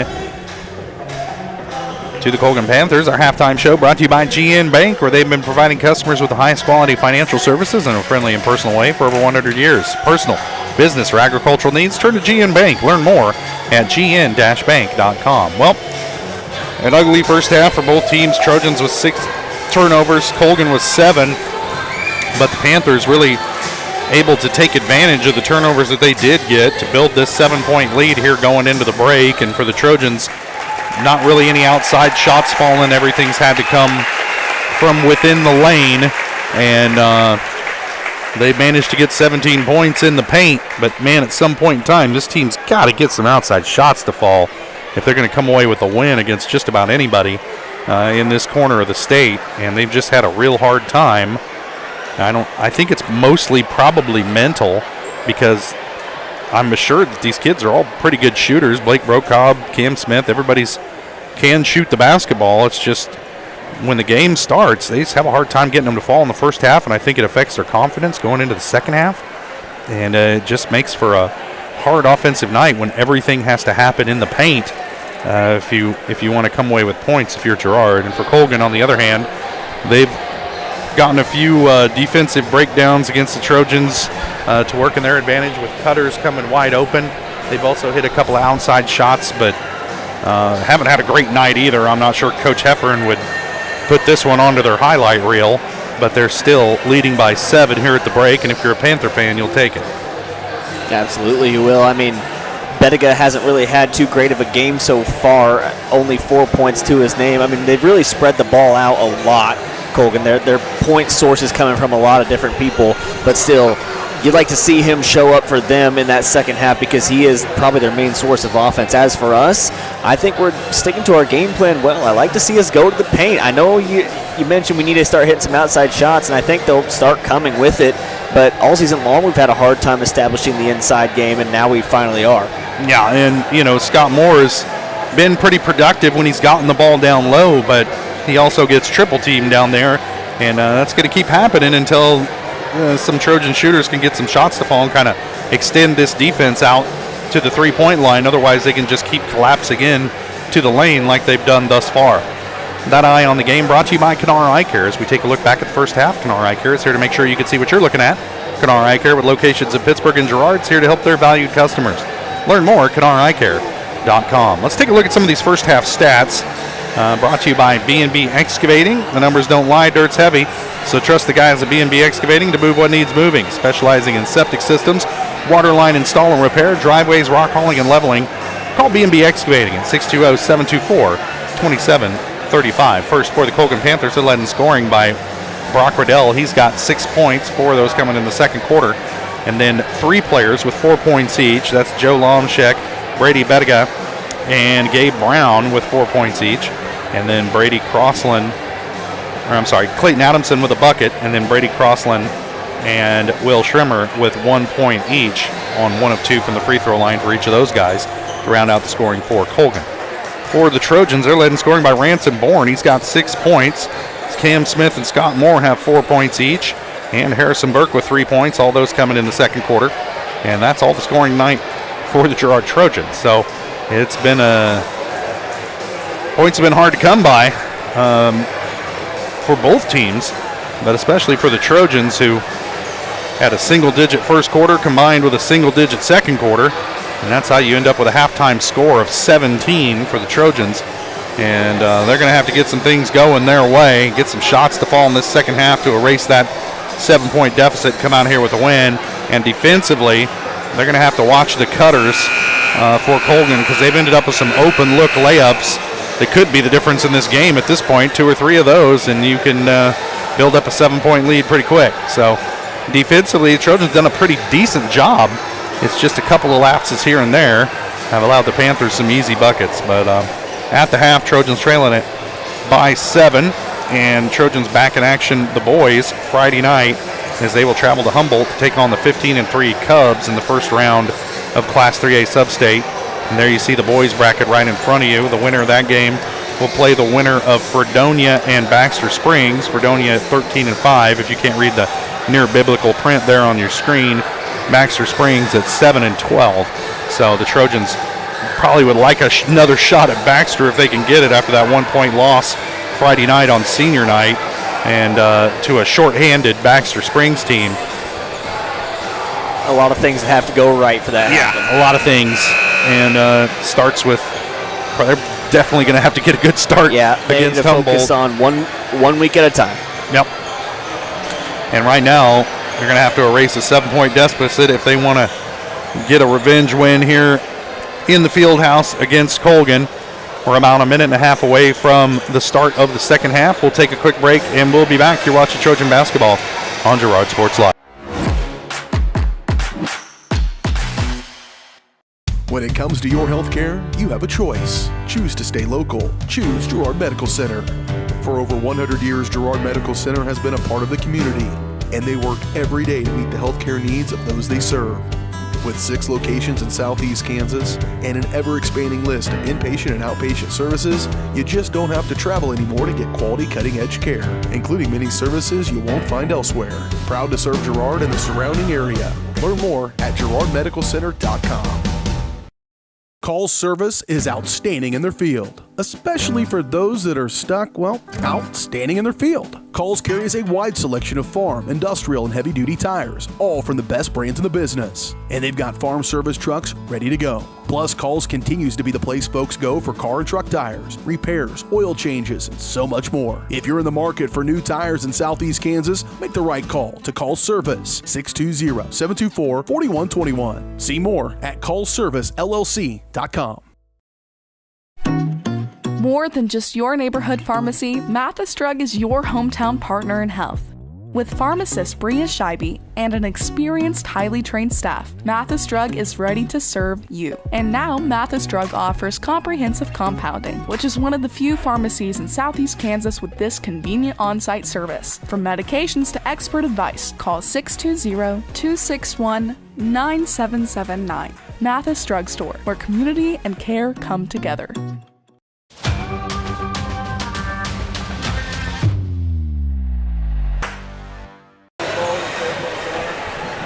Welcome back to the field house. St. Mary's Colgan High School getting set for the second half. The Panthers will have the ball to start the third quarter. As Bettiga gives it up to Crossland. Now back to Bettiga on the wing. Up top to Simmons. Looking around. Now he'll drive. Kicks it over. Shot on the way from Wilkes. And it's good for 3. First bucket of the night for Wilkes. He hit a couple of threes against Girard in the first time that they played, and surprised it's taken him this long to fire away. 10-point lead now for the Panthers, and the Trojans got a lot of work to do. Scott Moore driving down the lane into Riddell. Was that a whistle? There was a whistle. And Moore will head to the line to shoot a pair. I think they get Riddell with the foul, and they do.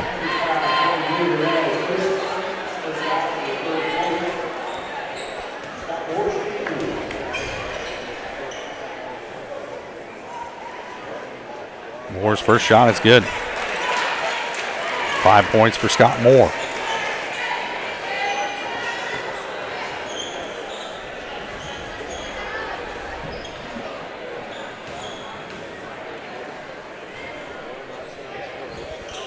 Second shot rattles in.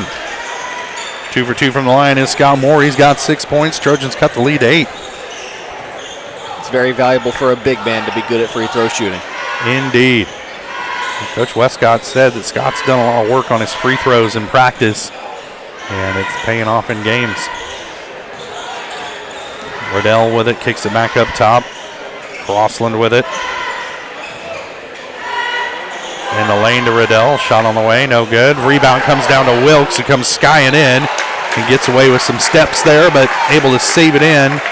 And it will stay with the Panthers as it was deflected off of, I believe, Ben Cullen. Is that what they call the gather? Sure. The gather step?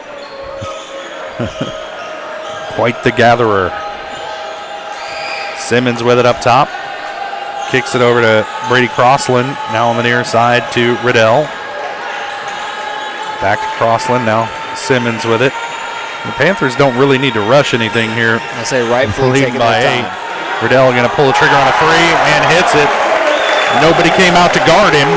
And Brock Riddell has 9 points. And the Panthers lead by 11. Moore elevates from the free throw line and drills it. 8 points for Scott, 8 points for Scott Moore. Lead down to 9.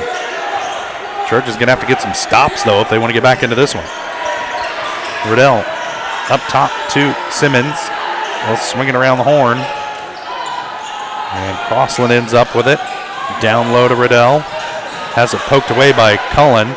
Gives it back up to Wilkes for 3 off the mark. Rebound Brokaw. Smith across the half-court line with it.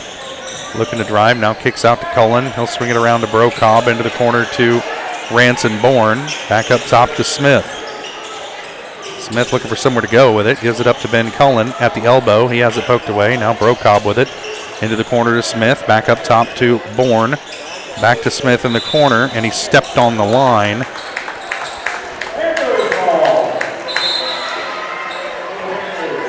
Coach Westcott doesn't like the call, but it just happened right in front of him, that's all.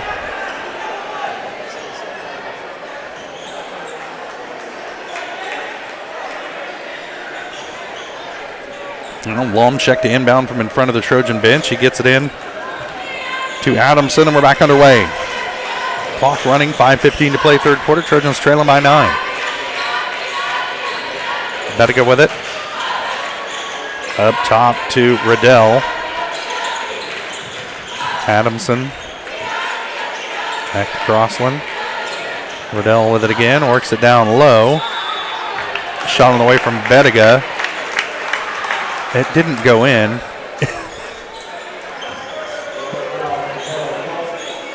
Okay. I don't know what does that mean? That is the motion that Ben Cullen made when he was trying to block that. 2 shots anyway for Brady Bettiga. Fouls on Cullen. That's his second. Bettiga hits the first. He's got 5 points. And it's really just Cullen being a young player because he's got 2 more years left through this program should he stick it out. And he'll learn through those 2 years that his height down low is going to be enough. He doesn't need to swat right. at it. And as a big guy, every time you swat at it, you're going to get whistled. Yes, absolutely. Every time. Every time. Even if it's clean. Fail. If your arm goes below shoulder level. Even if you get all ball, if you swipe down, it's a call. Scott Moore with it at the elbow, spinning. His pass deflected. He gets it back, kicks it to Ransom Bourne. He'll pull up for a 3 from the wing and drills it. 9 points for Ransom Bourne. And that cuts the lead to 8. Now Lomchek will slow things down, rightly so. There's no need to hurry. Kicks it over to Bettiga. And when Coach Wayne Cheon was here with Colgan, they were exceptional at getting a 8 or so point lead and then just taking the air out of the ball and slowing it down and limiting the number of possessions you could get. And that won Colgan some state titles, playing that tough defense and then getting the lead and slowing it down. And that one deflected out of bounds. It's going to stay with the Panthers, I believe. Yep. Yeah, I got to tell you, Josh, as a kid, watching the Colgan team play against Girard and going through their state titles and stuff when I had cousins who went here, I had never wished for a shot clock more in my life than watching that offense. Right. They would just drain it out. And it was impressive how they could keep the ball away from another team for so long. Bettiga gets it back on the wing. Now into the lane to Lomchek. Little 5-footer is good. And the Trojans just aren't looking for the cutters coming into the lane. And Lomchek's slicing him, dicing him by just getting to that spot. A lot of them have nobody come free. picks him up until he hits the ball. Bourne throws it off the defender, but it stays in bounds. Bettiga ends up with it. Driving, now he'll dribble back out. And if you're the Panthers, they really don't need to hurry. But a shot is up and good for Clayton Adamson. He's got 4 points, and this third quarter is turned it into a real disaster for the Trojans. Second half basketball, normally our third quarters in the season have been pretty rough. Cam Smith with it, driving into the lane. Little floater is good. Good answer by Smith. He's got 6 points. Timeout, Trojans. It's a full timeout. We'll take it as well. Trojans trailing by 10, 3 minutes to play, third quarter. You're watching Trojan basketball on Girard Sports Live.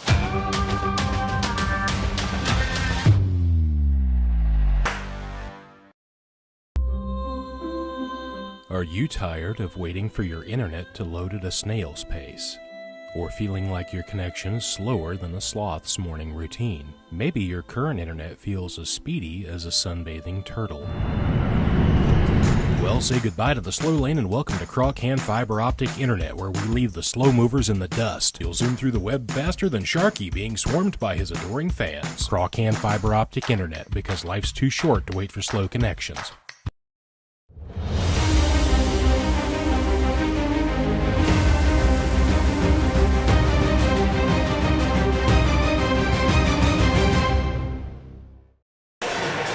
So dramatic. The music is really inspiring. 3:02 to play third quarter. Trojans trailing by 10 to the Colgan Panthers. And they trailed by 7 at the break. And just haven't been able to gain any ground against Colgan here in this third quarter. And again, all the points have had to come in the paint for the Trojans. Adamson with it. He'll kick it out to Bettiga. Looking around. Now up top to Will Schrimmer. Lomchek to Schrimmer. Now Brown with it. Back to Lomchek. Up top to Bettiga. He'll put it on the floor. Middle of the lane. Poked away. Ransom Bourne comes away with it for the Trojans. I have that as turnover number 8 tonight for the Panthers. Trojans needed that. Let's see if they can get some points here to cut into this 10-point lead. Moore with it on the blocks, off the glass, gets it to go. 10 points for Scott Moore. Trojans trail it by 8.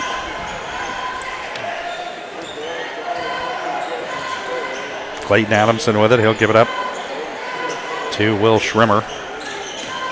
Schrimmer looking around. He'll give it back up to Lomchek, top of the key. Back to Adamson on the wing. Into the corner to Schrimmer.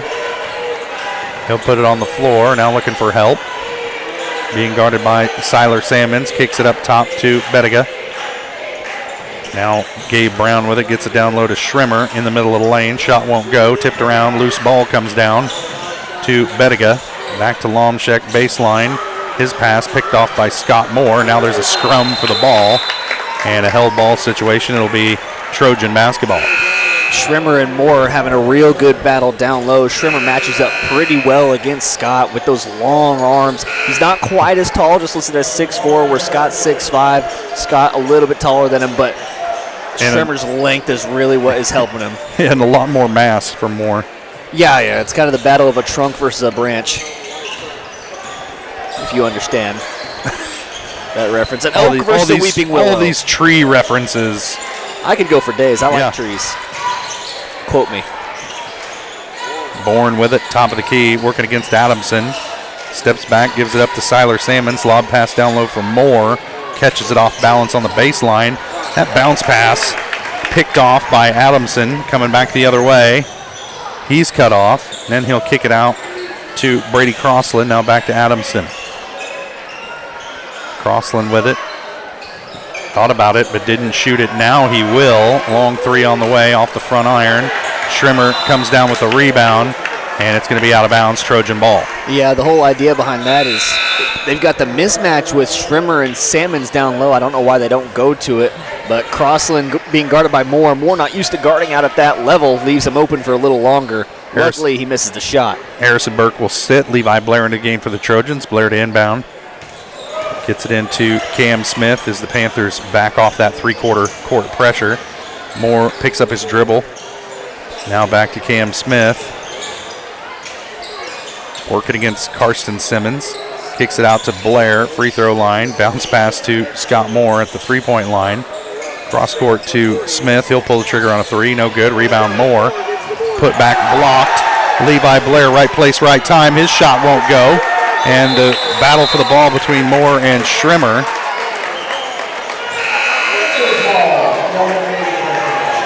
And it's going to be Colgan ball by way of the possession arrow. Just an unfortunate miss down low there for Blair. If he gets that to go, this is looking like a lot closer game because you go with about a 6-point deficit into the fourth quarter. Yeah, and you'd like to see Scott Moore occasionally give a pump fake or something to get a defender off his feet rather than just going up with the same rhythm and cadence every time. He has very good post moves, but he does get caught into the trap of using that same one every time. Betega down the lane. Shot no good. He's bailed out by a foul call. I think they're going to get this one against Ben Cullen. Nope. How do they call Scott Moore with that foul? I don't think Scott was anywhere near that, but okay. Moore picks up his third. Leave you if you're scratching your head if you're a Trojan fan. Betega hits the first.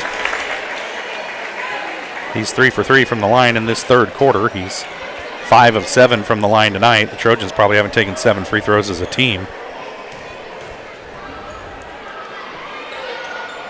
Second one off the mark as Cullen and Moore battle for each other with the rebound. And that's the end of the third quarter. Trojans trail it by 9. We'll take a quick break. I'm sorry. Trojans trail it by, 9. We'll take a quick break. We'll be back. You're watching Trojan Basketball on Girard Sports Live.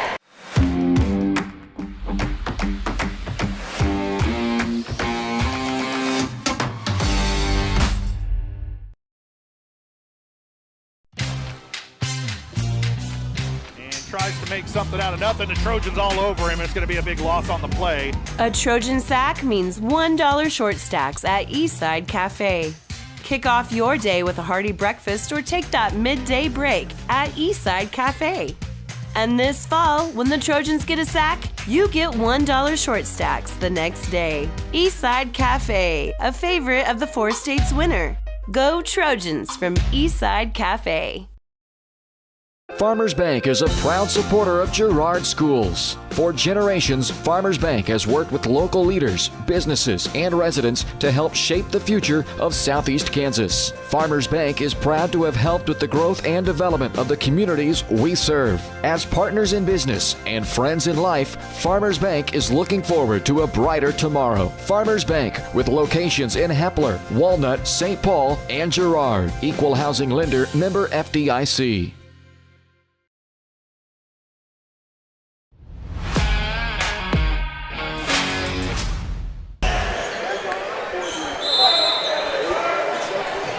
One quarter left to play. Trojans trailing by 9. Panthers with the ball to start the fourth quarter. Betega with it. Kicks it down to Riddell. Working against Scott Moore on the blocks. Loses it. And Jackson Smith comes away with it for the Trojans. Jackson seeing his first action tonight. Gets it on the wing. Kicks it to Cullen. Back up top to Scott Moore now. Bourne with it. He'll take the three. He thought about it too long, should have just taken it in rhythm, and that's an air ball, and that'll turn it over to the Panthers. And the Trojans just hesitant shooting that ball from outside, and the more you hesitate, the less likely you are to make the shot. Crossland with it for the Panthers across half court. Now Adamson on the wing, working against Ransom Bourne. He'll give it up to Riddell and over to Crossland on the far side. Up top to Betega. Now Riddell with it on the wing, guarded by Scott Moore. Ends up in the hands of Karsten Simmons. Now Betega, and they get it down low. They'll kick it back out to Riddell. Thought about a three from the corner. Now back up top to Crossland, who will drive. He's fouled on the floor. And let's see who to get this one on. It's going to be on Harrison Burke. Nope, I'm sorry, Jackson Smith. That's his first. Bedica with it. Off the pass from Adamson to Riddell. Back to Bedica. Now Crossland with it. Back to Adamson. And Panthers really trying to just reincarnating Gian. And there's a travel call against Crossland. He doesn't understand it. I'm not sure I saw it, but Trojans will take it. I never really liked the pivot foot calls. Yeah. But some refs do. Well, I mean, if you're going to call it every time. Just not every now and then. Just when you feel like it. Scott Moore with it down low, lost his dribble, gets it back in the corner, kicks it back up top to Cam Smith. Now Jackson Smith. Now Ranson Bourne into the lane, kicks it out to Cam, but a high pass that he had to corral, so defender able to recover. Smith gets it to Ranson Bourne. Cullen with it. He's fouled. Takes a shot to the head, and Ben will head to the line. Rubbed it off, don't even worry. Yep.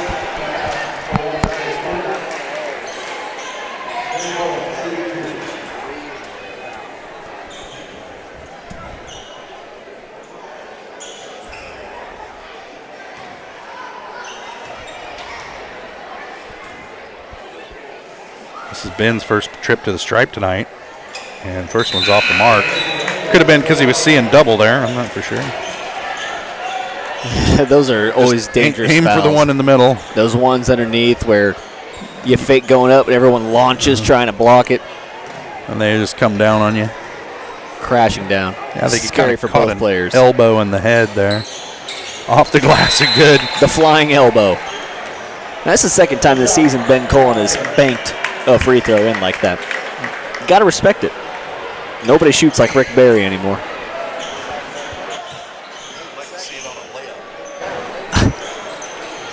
Now ahead to Crossland. Bedica with it. Down low to Riddell. Working against Scott Moore. Twisting. Off the glass, no good. Rebound Moore. Now Jackson Smith looking to push. Cross half court into Riddell, and he's fouled. Yeah. And just the second foul on Brock Riddell tonight. That was great.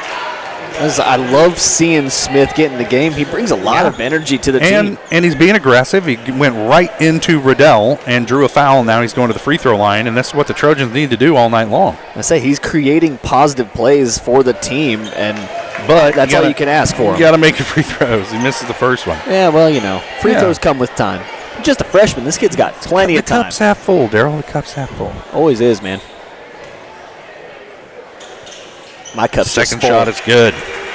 Brimming. Guys keep spilling your cups. Lomchek will bring it up the floor for the Panthers. He'll give it up to Crossland. Now Bedica with it into the corner to Adamson. They get it right down low to Riddell. Working against Moore. He'll kick it back out to Bedica. Now Lomchek thought about it. Now they'll swing it around the horn to Addison. Back down to Riddell working against Moore. And he wants to go to that right hand, so I'm going to whistle a reach-in foul, I think, against Ranson Bourne. That's 2 on Bourne. Some subs into the game now for the Panthers as Schrimmer and Brown check in. Crossland and Simmons will sit. Bedica with it.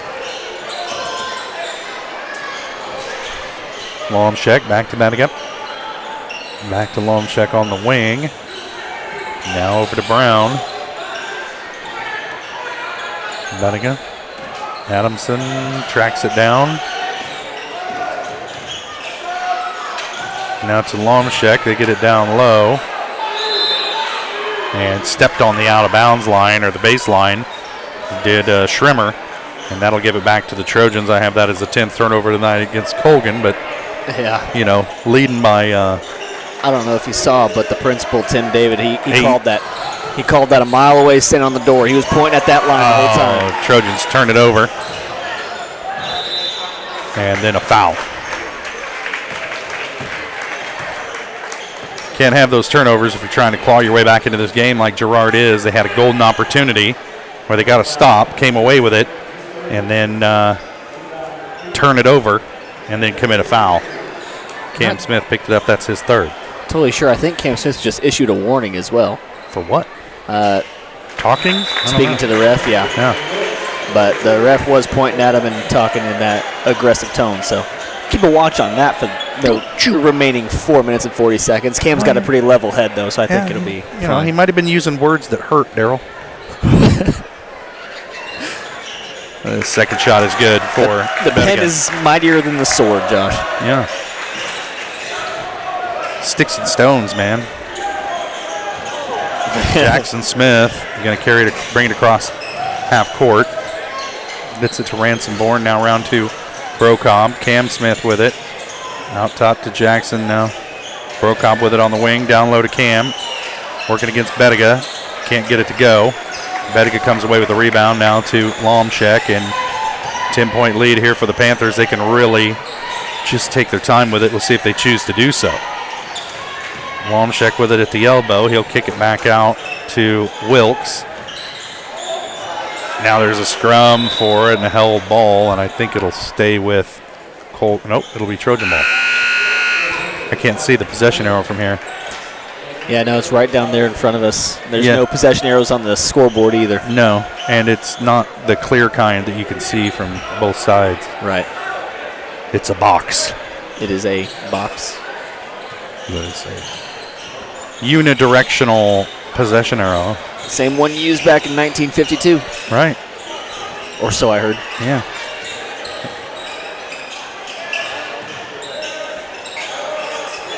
Three-pointer by Cam Smith off the mark. Long rebound tracked down by Bettiga. And ahead. And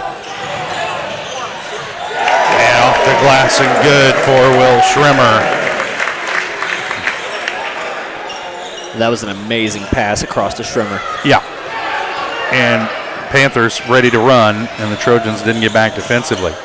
Now, three-point shot by Bourne, and the putback by Sammons is good. First bucket of the night for Siler Sammons. Cuts the lead back down to 10, but we're down to 3 minutes left to play. Trojans need to step it up. And defensively, and they are going to the quick shot offensively, but they got to bring some pressure defensively down there. They turn them over as Bourne comes away with it. See if the Trojans can keep from turning it over themselves. Down the lane goes Scott Moore off the glass, and he's fouled. Let's see if they talk it over and call a travel on Scott. They're going to talk it over and I believe call a travel on Scott. It's definitely the discussion. Yeah. It's what the conference is for. Well, I mean, if it's that obvious, it shouldn't be this long of a conversation. But take this one to New York. I need instant replay.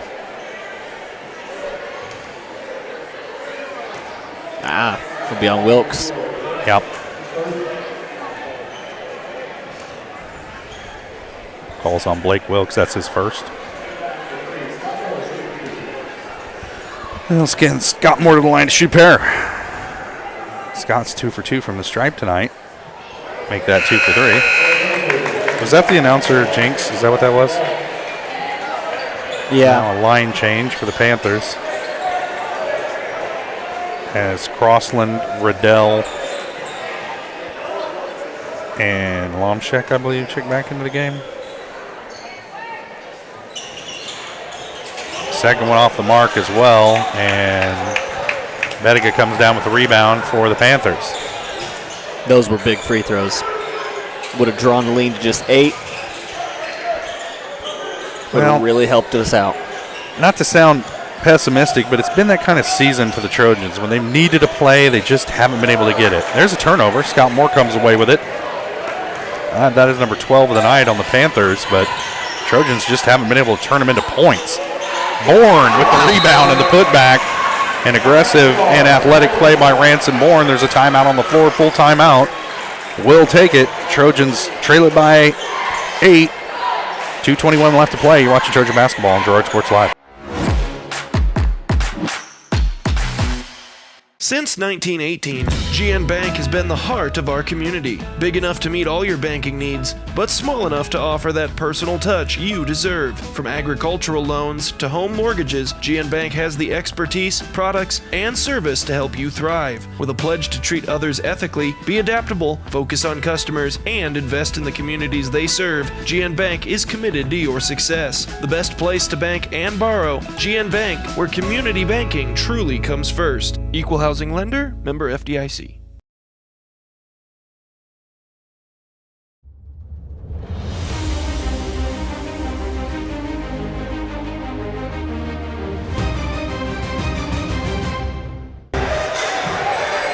Welcome back to the field house here at Colgan High School in Pittsburgh. Trojans trailing it by 8, 2:21 to play. Trojans trying to get the win in the final game of the regular season this year, trying to improve to 6-13, but they're going to have to make some hay if they want that to happen here against this Colgan team, as Bettiga will handle it up the floor for the Panthers. His pass tipped out of bounds by Cam Smith right into the Panther bench, but it will stay with Colgan. Stops the clock with 2:14 to play. They'll get it into Brady Crossland. Over the top to Bettiga, drilling in against Brocobb.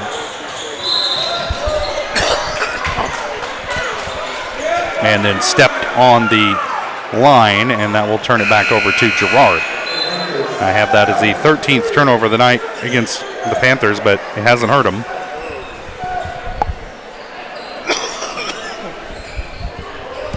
Because points have been hard to come by for the Trojans.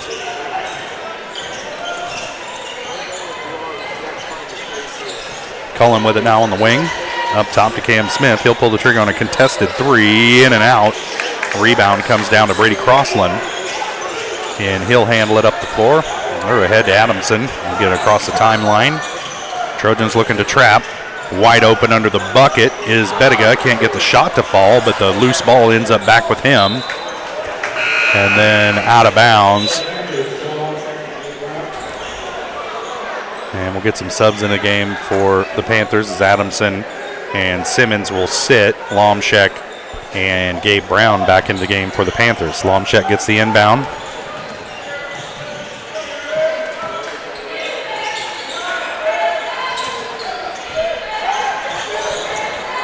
Crossland with it. Gets it down low, back up top to Bettiga.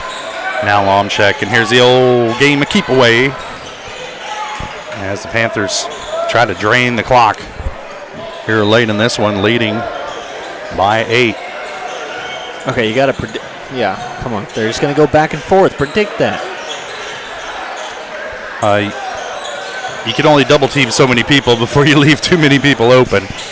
And now here's Crossland with it, back up top to Lomchek, and he's fouled by Bourne. That's 3 on Ranson. 1 of 3 Trojans playing with 3 fouls right now. Cam Smith, Scott Bourne, Ransom Bourne, each playing with 3.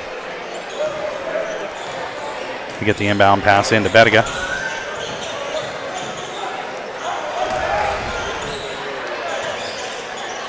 And these Panthers played a kind of a sloppy game tonight, but they've been able to score when they need it, create turnovers when they've needed them.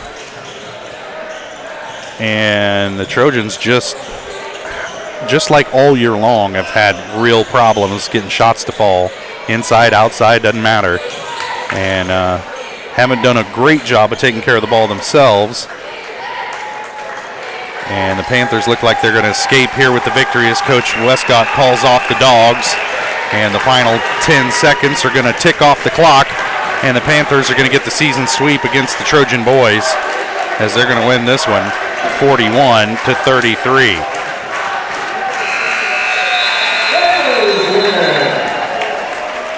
That's going to do it. We'll take a quick break. We'll be back with the Eastside Cafe postgame show. You're watching Trojan basketball on Girard Sports Live.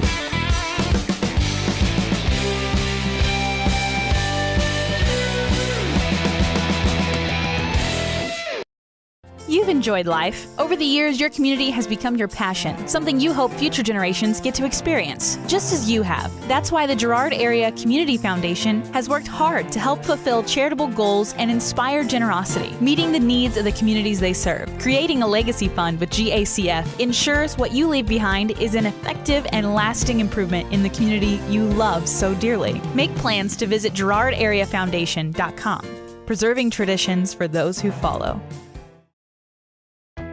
Hydrix, your dependable independent. Depend on us for service, for selection, for price. Get huge Samsung savings. Leave notes, sync calendars, and display your photos on the new Samsung Family Hub refrigerator. Plus, get free same-day delivery. Why shop for appliances where the motto is do it yourself when you can depend on the know-how of people who live appliances every day? The only thing better than our price is our service. Hydrix, Fort Scott, and Girard. If you're in the market to buy or sell a house, land, or commercial space, look no further than Lehman Realty. Locally owned and operated, Jason Lehman and his staff are ready to meet the needs of every client.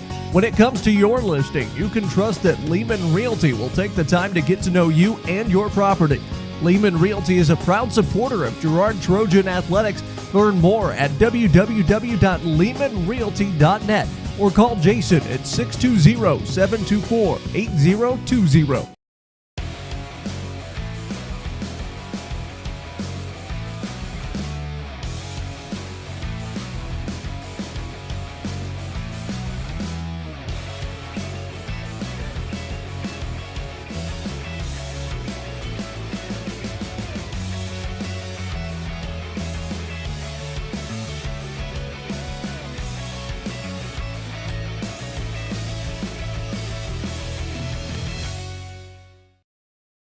Whether you're trying to make the most of the next harvest, navigating a changing business landscape, or planning for the next chapter in your life, the professionals at Prime Accounting Solutions are here to help. With 10 locations, Prime Accounting offers convenient, friendly accounting and tax services at a fair price. Payroll, bookkeeping, business planning, personal tax filing, and more. And now Prime is the place to go for insurance. Trojan fans can find us at 408B North Grand in Pittsburgh or call 620-232-7305. To find a location near you, go to primeaccounting.net.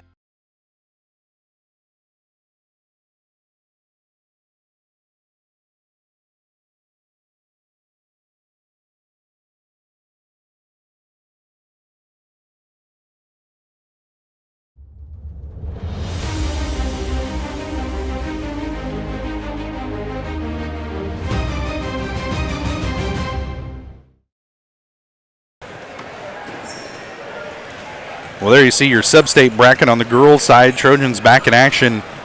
Gosh, what is it? Thursday night as they host Baxter Springs at the friendly confines of Ted R. Taylor. But right now, Trojan boys fall 41-33 to the Colgan Panthers here at the field house. And the Trojans will fall to 5-14 on the season, 3-8 in the CNC. And they're back in action Friday night.